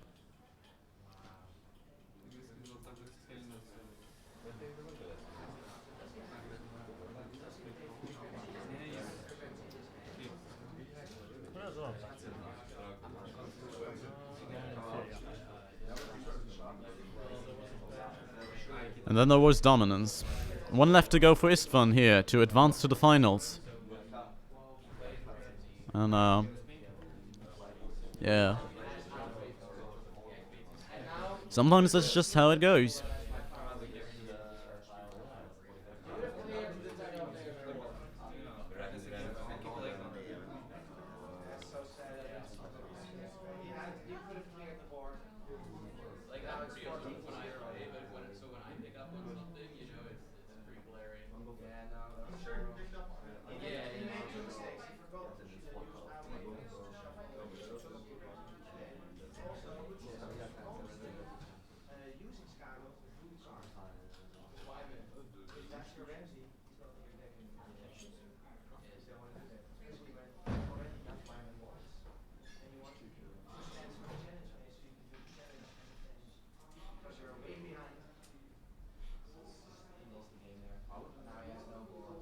Yeah, it's gonna be tough for Jacob because none of his resets actually do anything. So he has 2 plots in his plot deck that are actually quite useless right now. So his options are fairly limited, and it's all already down to 3 plots. So I think he only has 1 plot left that even does anything here. He might be forced to just reveal Valad or Harris and do nothing with it.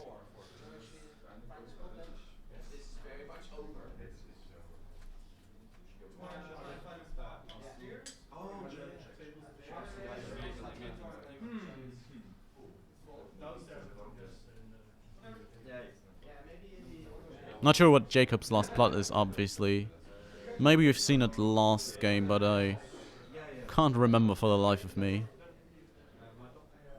Can't be a great one, though, otherwise he'd just instantly flip it. Yeah, and there's the Valad Harris.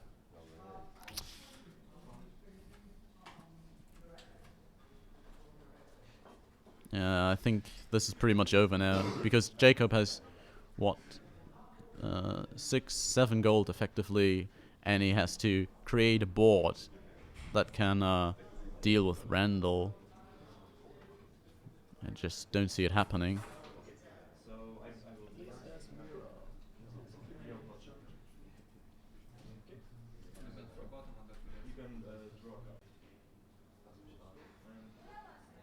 Well, at least I see a mirror, so that gets that sort of rids him of the Randall problem.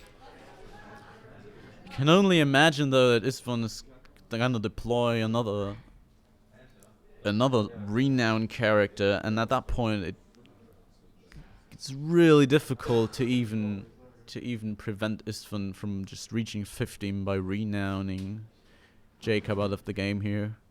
That's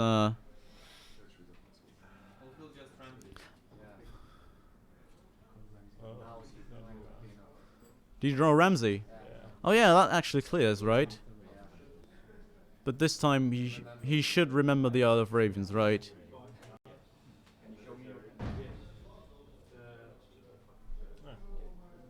Okay. We've got a game. I don't know what the time limit of these games is though. Is it a normal time limit or is it a longer time limit?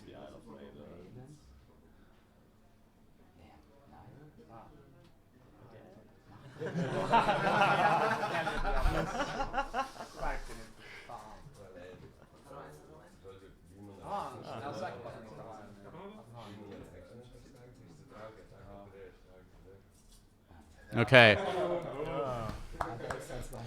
This time he's doing it. All right. So, I guess that might buy him a turn, but he has no characters. If Istvan deploys one renowned character here and 3 icons, he's really still in a very good position. He's still gonna go up to 13 power again, and this time the power is gonna be on his house card, which is much more difficult to deal with. And there's also probably a time limit here. I'm not exactly sure what the time limit is, but I can't imagine it's much longer than a normal round.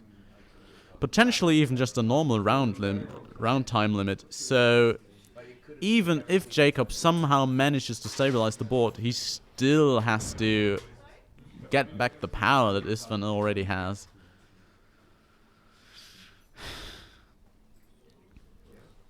But at least Ramsey got his revenge there, so that's nice.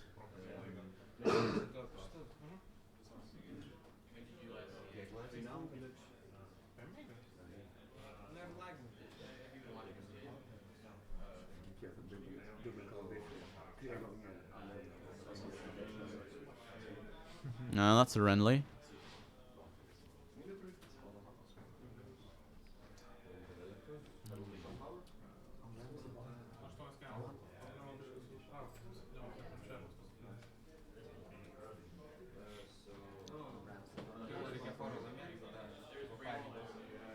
Yeah, you can force the Renly to be used on defense, I believe. And the power on Renly doesn't matter too much because Jacob has to play Valor anyway. Next turn or the turn after, I believe. So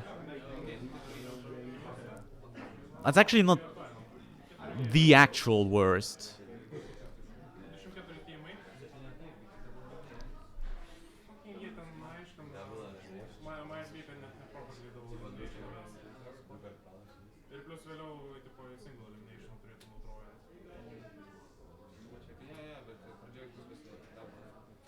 And there's a Renly trigger as well. Alright.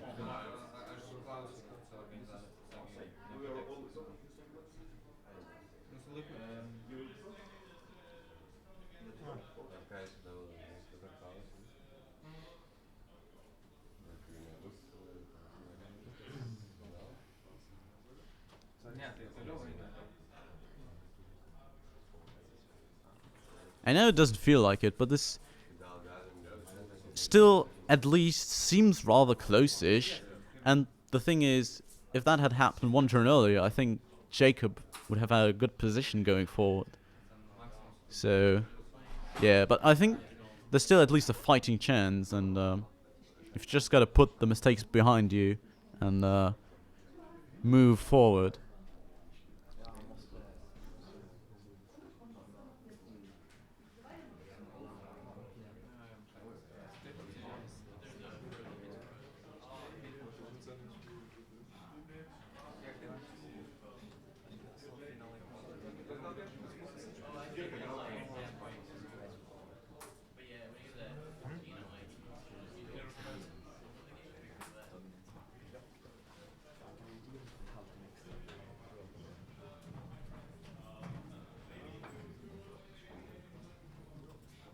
Alright.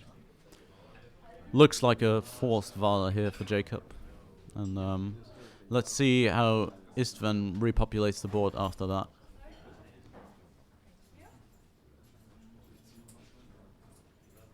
Oh, that's the trade routes as well. And Istvan has like a million cards in his hand, so let's see what he can muster here. And I also guess that Jacob is first player here.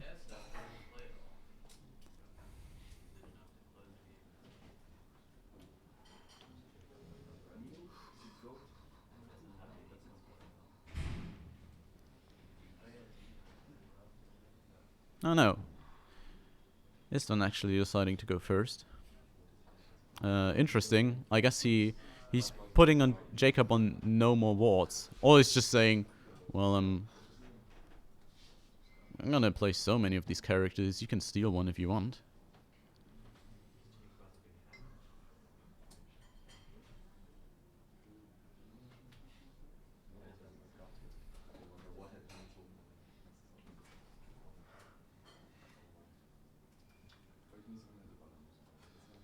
Casually moving his Lannister-style pile of gold there out of the way so he can deploy some characters.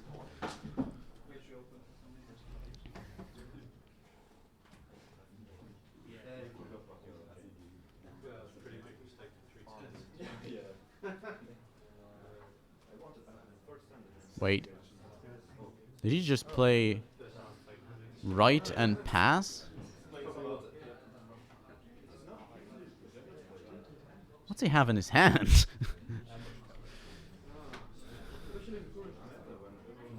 I mean, if he has absolutely nothing, then Jacob is fine, isn't he?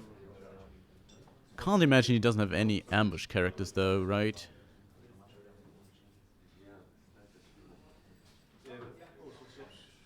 Am I missing something? No, there are no cards and shadows or anything.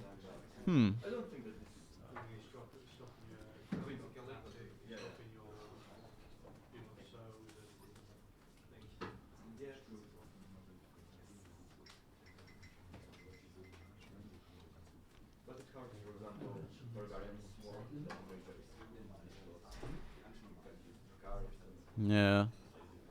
If Jacob can come back from this, that's gonna be insane. I think everyone's gonna be losing their minds.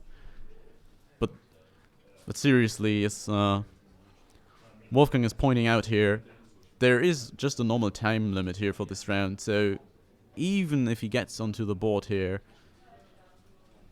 I think we're already well into the round, so it's gonna take a while to come back from 12 to 0. Unless Istvan really just has absolutely stone nothing.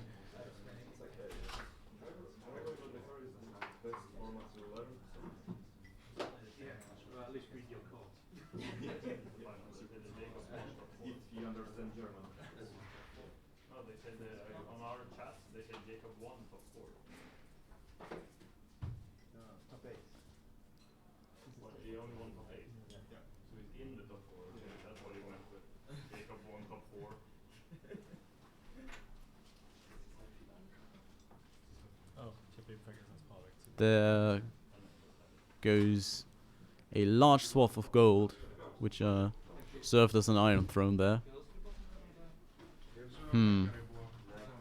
And what's Istvan's last plot? Exchange of information. Not the worst thing, I guess.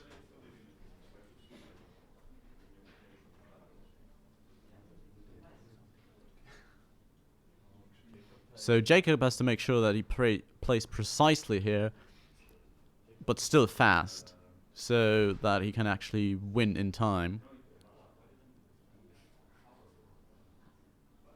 Okay, that's alright. Not much going on there. Jacob dodging a bullet there. But to be fair, his own exchange of information didn't actually do much either.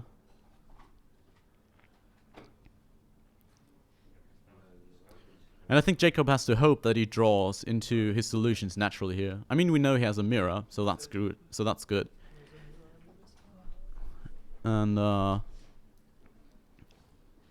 reason he needs to draw into his solutions naturally is because I don't think he can reveal exchange of information. Because exchange of information gives Istvan an opportunity to think for like half a minute, which I don't think Jacob can afford at this point.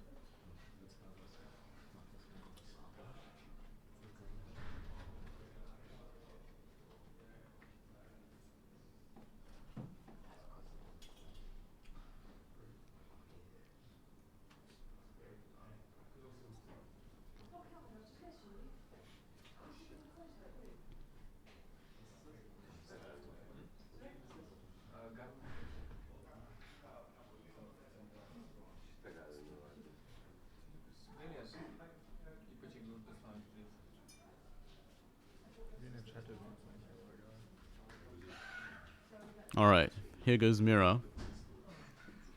I suppose. Hasn't made the play yet, but that's gotta be what's coming down. He's a renowned dude, but that doesn't really matter in the face of the blank.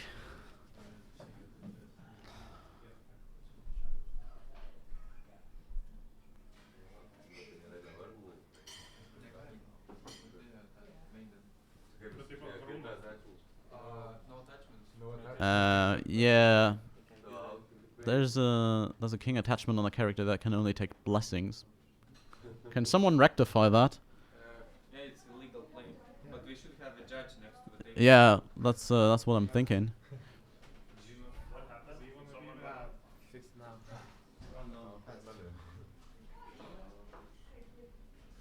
Who did what? He paid the attachment which only says no attachment to blessings and then play the crown. On the same character. No, first he played blessing and then crown. Doesn't that then count blessing? the crown. Can I have anything else?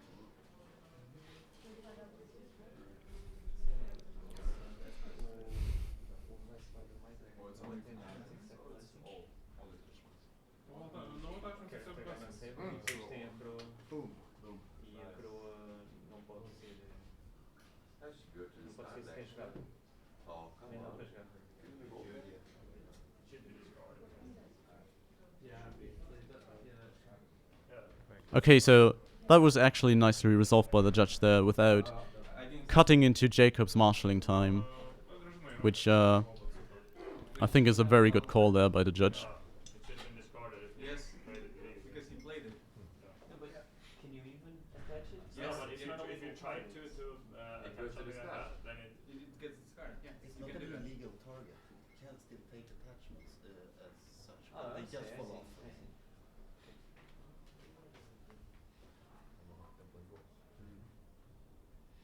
Maybe just I think I it's suppose if fire. you judge that you couldn't have no played it that attachments way, except weapon. then You try to do it can something, you do can. hand to hand. So It's not illegal. Yeah, So I think it's like that if someone sets up an 8 card and setup, it's also discarded even if you couldn't do that. And of course, Istvan in no hurry here. He knows that if this game goes on for like 50 minutes, he's probably gonna lose. But it's his right to take his time and to think about his decisions. So he's gonna make sure that he deliberates and that he doesn't give Jacob enough time here to close out. And of course, we've got a judge sitting nearby, so there's not going to be any slow play, but just doing challenges. So, for example, one important tactic is if you can do challenges or you can just pass, and it's the same. Just do the challenges. It takes time, and it's every second that passes is good for Istvan and bad for Jacob. And of course, in this case, Jacob also has to oppose these challenges because otherwise he might just lose. So Jacob's just gonna try to clear the board here, I believe, and then go from there. I know, actually going for the intrigue, but I don't think there can be many cards in Istvan hand that actually matter at this point. Otherwise, he would have played like literally anything on his 10 gold turn there. All right, nice. There's a 2-claim power challenge. That certainly helps. And I think if Jacob has something like Wolves of the North Caitlyn, he could actually get up to Istvan's power total next turn, assuming that Istvan doesn't have a whole lot going on next turn either.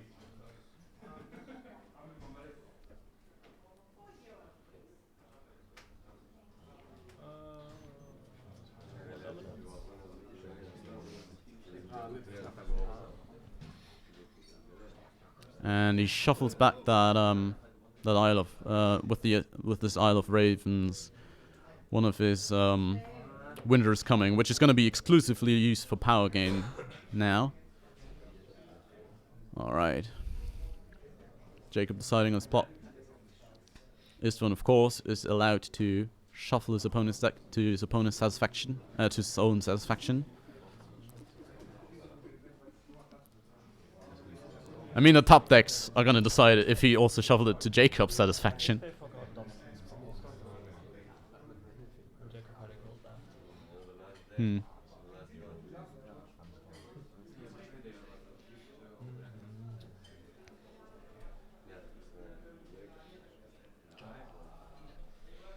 All right.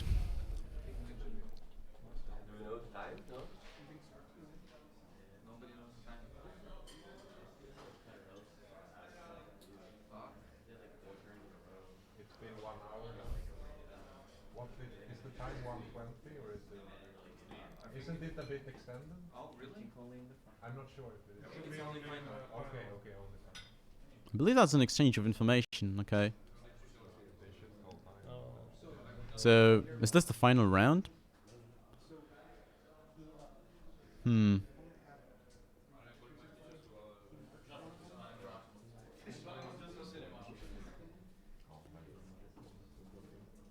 Jacob still appears to be a little bit hasty, so I can't believe that time's been called yet.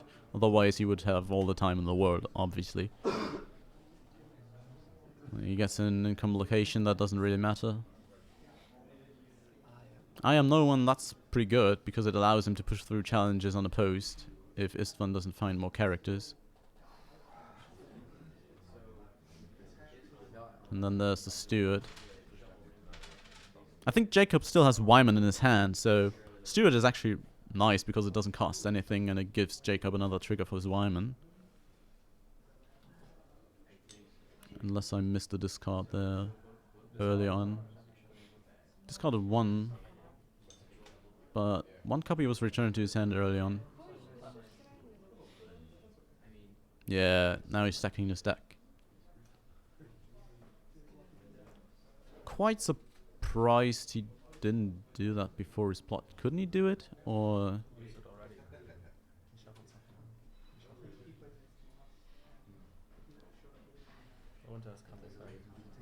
yeah, but it... if you can use it now, it stood in the standing phase and you didn't use it in standing phase to shuffle back a ward.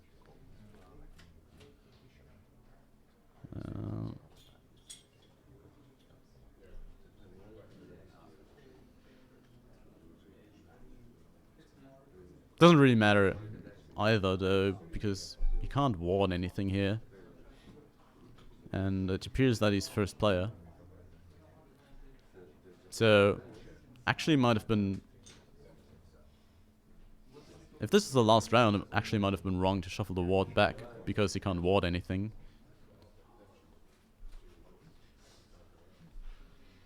Can you put ward on your own character? Opponents only. No, then it would fall off, right? So, he can technically ward his own character and then use Skargos to steal something that Istvan plays. That's a bit of a stretch, I believe, though, because if that happens, Istvan's gonna figure it out and just not play a character that's wardable.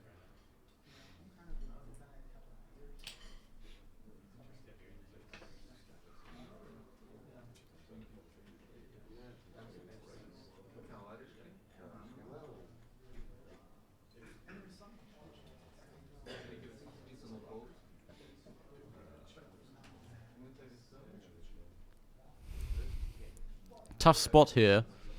Jacob kind of forced to be first player, so he can maybe leverage that military claim. But he also really didn't want to be first player here because of wards, and now he just has to play against the board that he doesn't know. He doesn't know what Istvan's gonna play here, and it makes it really tricky for Jacob to assess the situation properly. There's a Grey John though, so that's definitely a reason to be first player.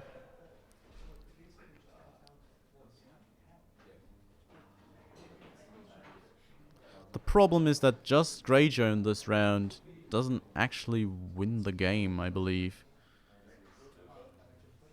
So he needs another round if Grey John is his player here.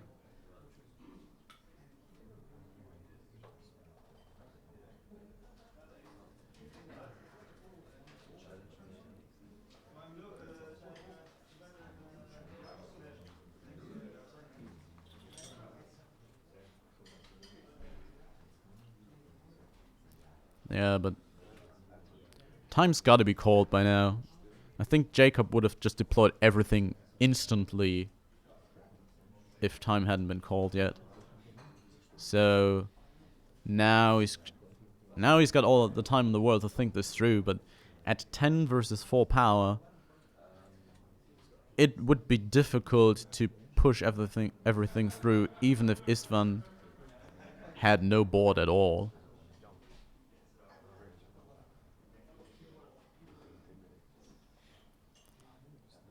Like, if you don't have Renown, and you get all unopposed, you can make 5 power a turn. And you obviously take away 1 power from your opponent, so if he gets all challenges unopposed and wins dominance, it's 9-9. So I think Istvan can just pass here with gold up, or yeah, he can play a Renly, that also works.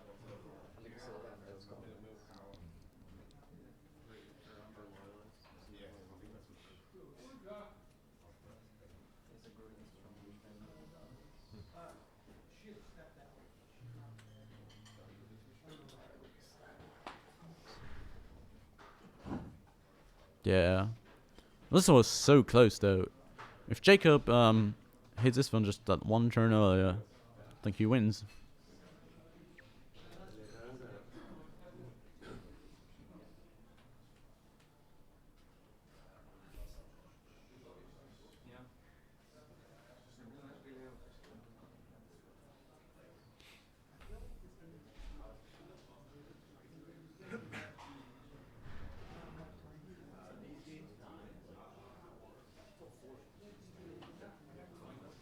Don't think Jacob has a way to generate renown from the discard pile either.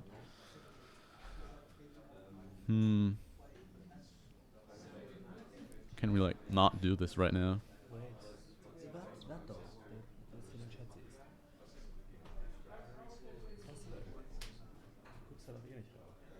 Oh god.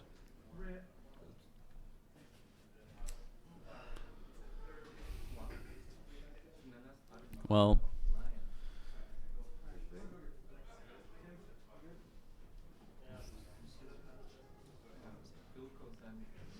strong move.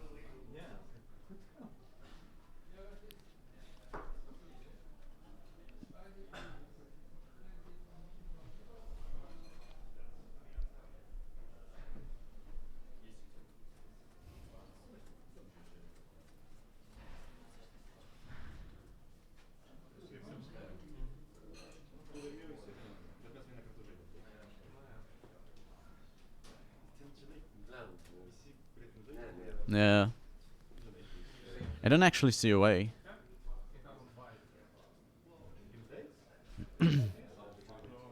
You want to go military first, so you go like military and stuff, the Renly.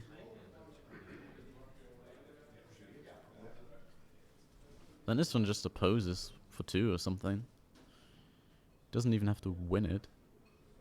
Yeah, but then you can intimidate, right? Yeah. But that's not sufficient strength, right? Yeah, but you still have 3 bottom, and he can put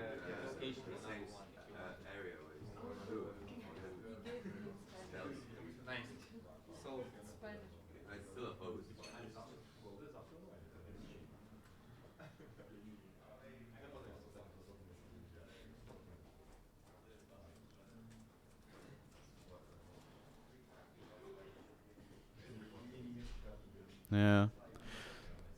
Yeah, as already calculated, if Jacob gets all unopposed and has a winter is coming, he wins 10-8. If he doesn't have a winter is coming, he can tie if everything is unopposed.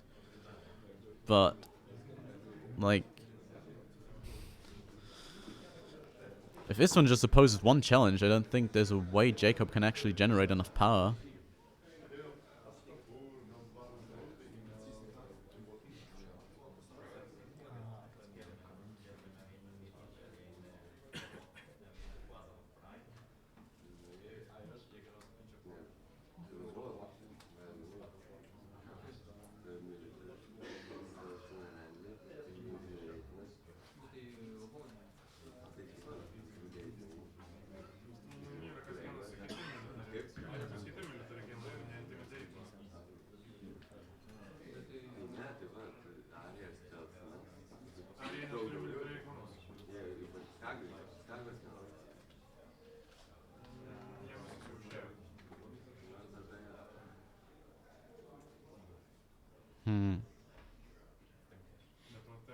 I mean, that helps, but it doesn't really have an enticing target for that.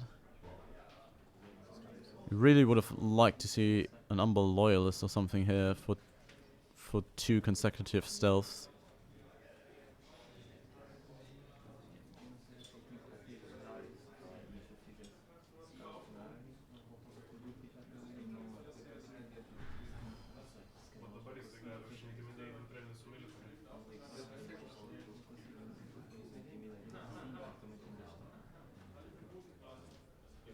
Alright, there's military.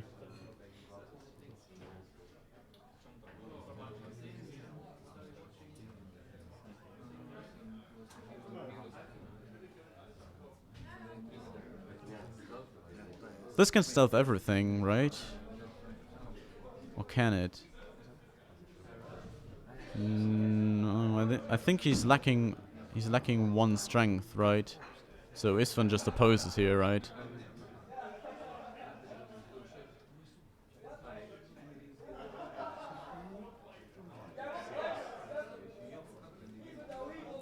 But I mean, he at least is putting Istvan into a position where he can make a mistake.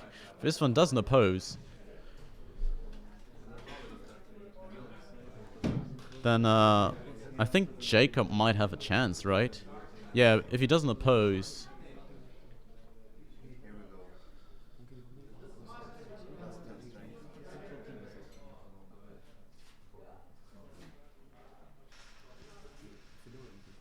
Yeah, but he does oppose. And I don't think it even matters if he wins the challenge here. That just means that Jacob can't generate enough power anymore.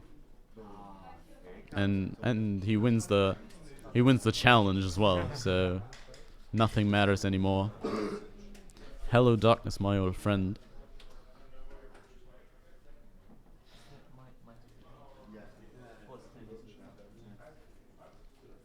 Man, if there is an Istvan card in this game, it's Might of the Reach.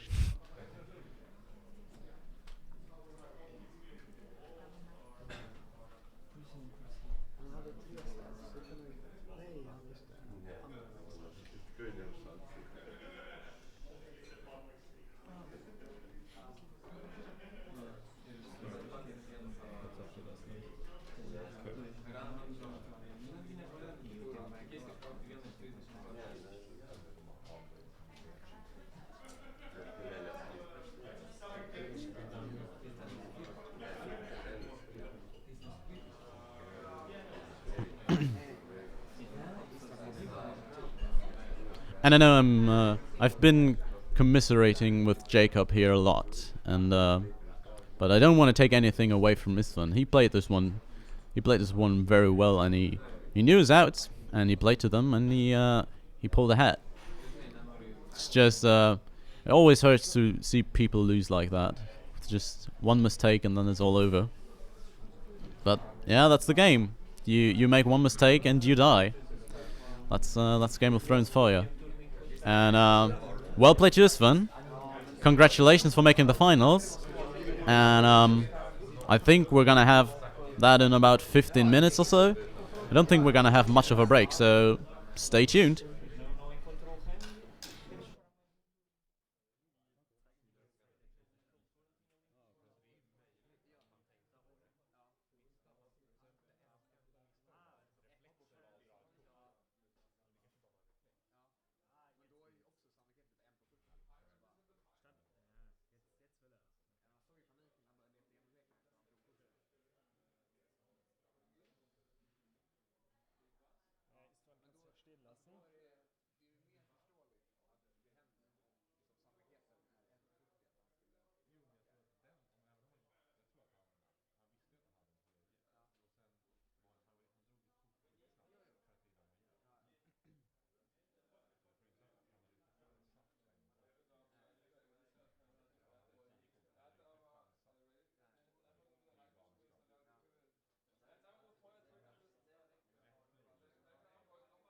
Stehen lassen.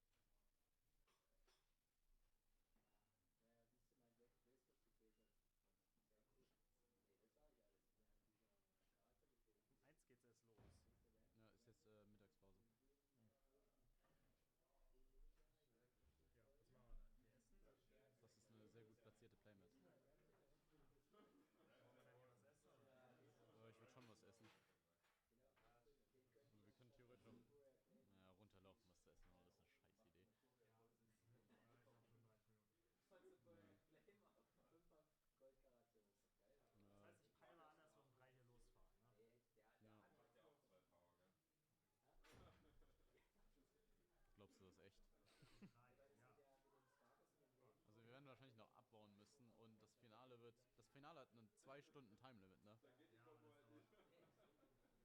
Ja, aber das dauert. Also 3 bin ich skeptisch. Also wenn du 4 sagst, dann könnte ich sagen, okay, das kann hinhauen. Die Sache ist... Für den Zeitplan, wenn es weitergeht? Ja, um 1 geht's weiter. Okay. Wer lesen kann, ist klar im Vorteil. Ja,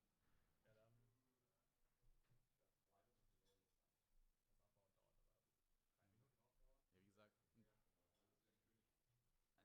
Also ich weiß nicht, ich will jetzt auch nicht à la Christian hier die Tür in die Hand nehmen und den Berg runterjodeln, sondern vielleicht mich auch noch von ein paar Leuten verabschieden. Die Frage ist halt, was du anpeilen willst. Ob du der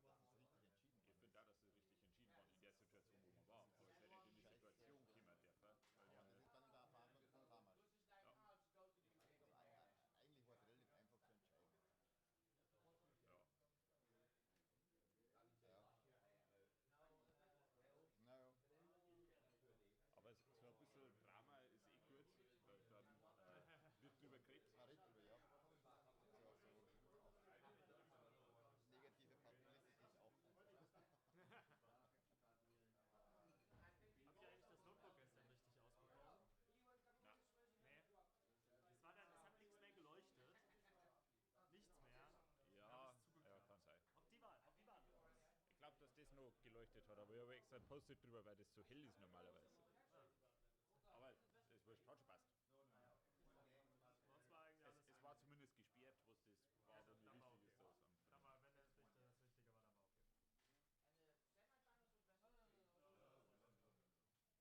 Dann war, wenn das Wichtige war, dann war okay. Ich wollte dann, das habe ich dann auch gemerkt, aber das gesperrt war und dann dachte ich, am Sperrbildschirm kann man das ja meistens runterfahren.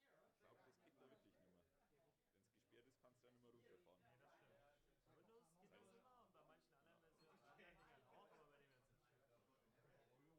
Oh! Ja. War bei mir unten echt das Blödsinn. Ja. It's all three different meanings. Finished before dinner. What time did top 16 end? Do you know how many people eat all your shit? So late. Yeah. 5 minutes to... I guess so. They can't even play it. No stack Nej,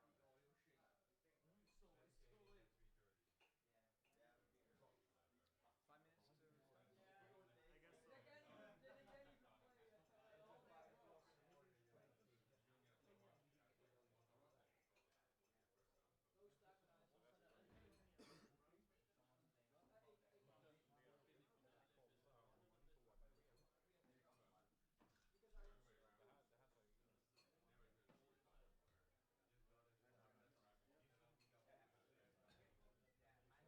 Nein, ich will das. We'll give you $10 if you show your. It's official. Das hier kann man.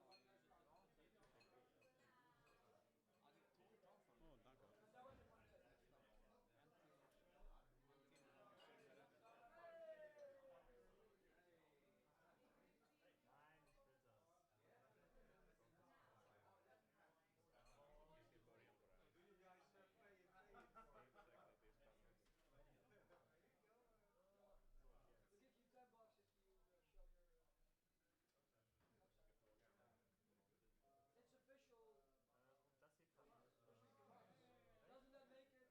Oh, Stahleck finished. We have the official FFG playmat. No. This is not FFG sanctioned. No, no part of this tournament anymore. Mach da ein Dings rein. So, das ist meine.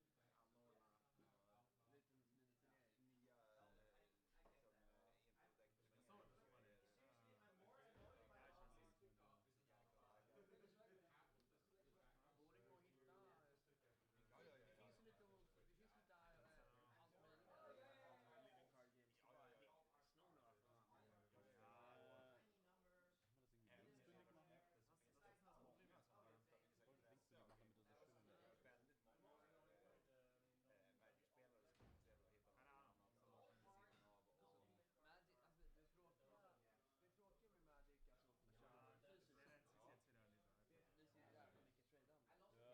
tråkiga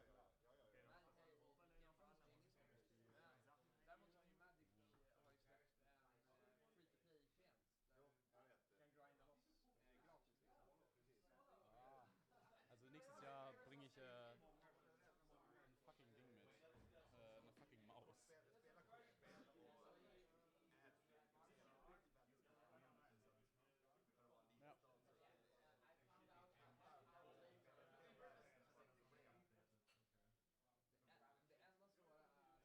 fließen. Däremot har ju Magic släppt en free-to-play-klient där du kan grinda loss gratis liksom.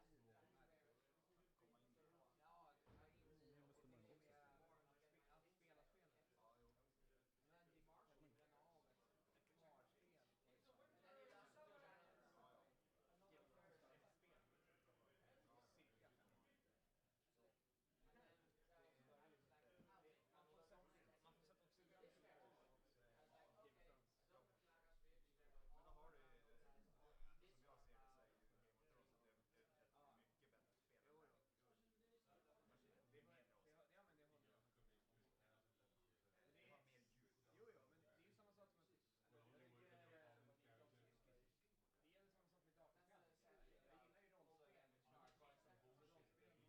Jag gillar ju rollspel. Men det är så jävla tröskel för det tar så mycket tid.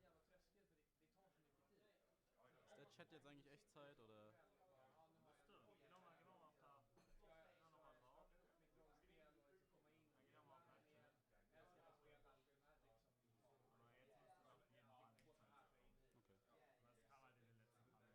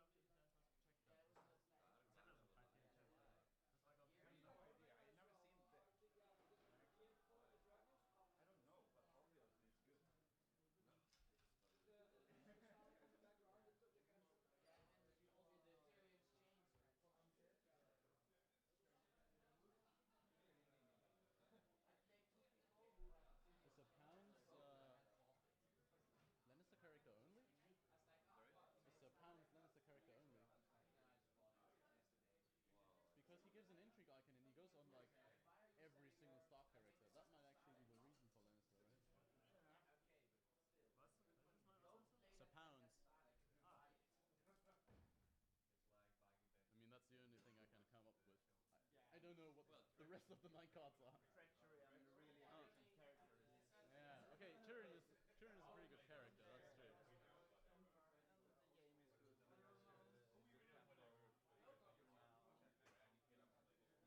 good because you can play now. Everybody's a local in the Netherlands. It's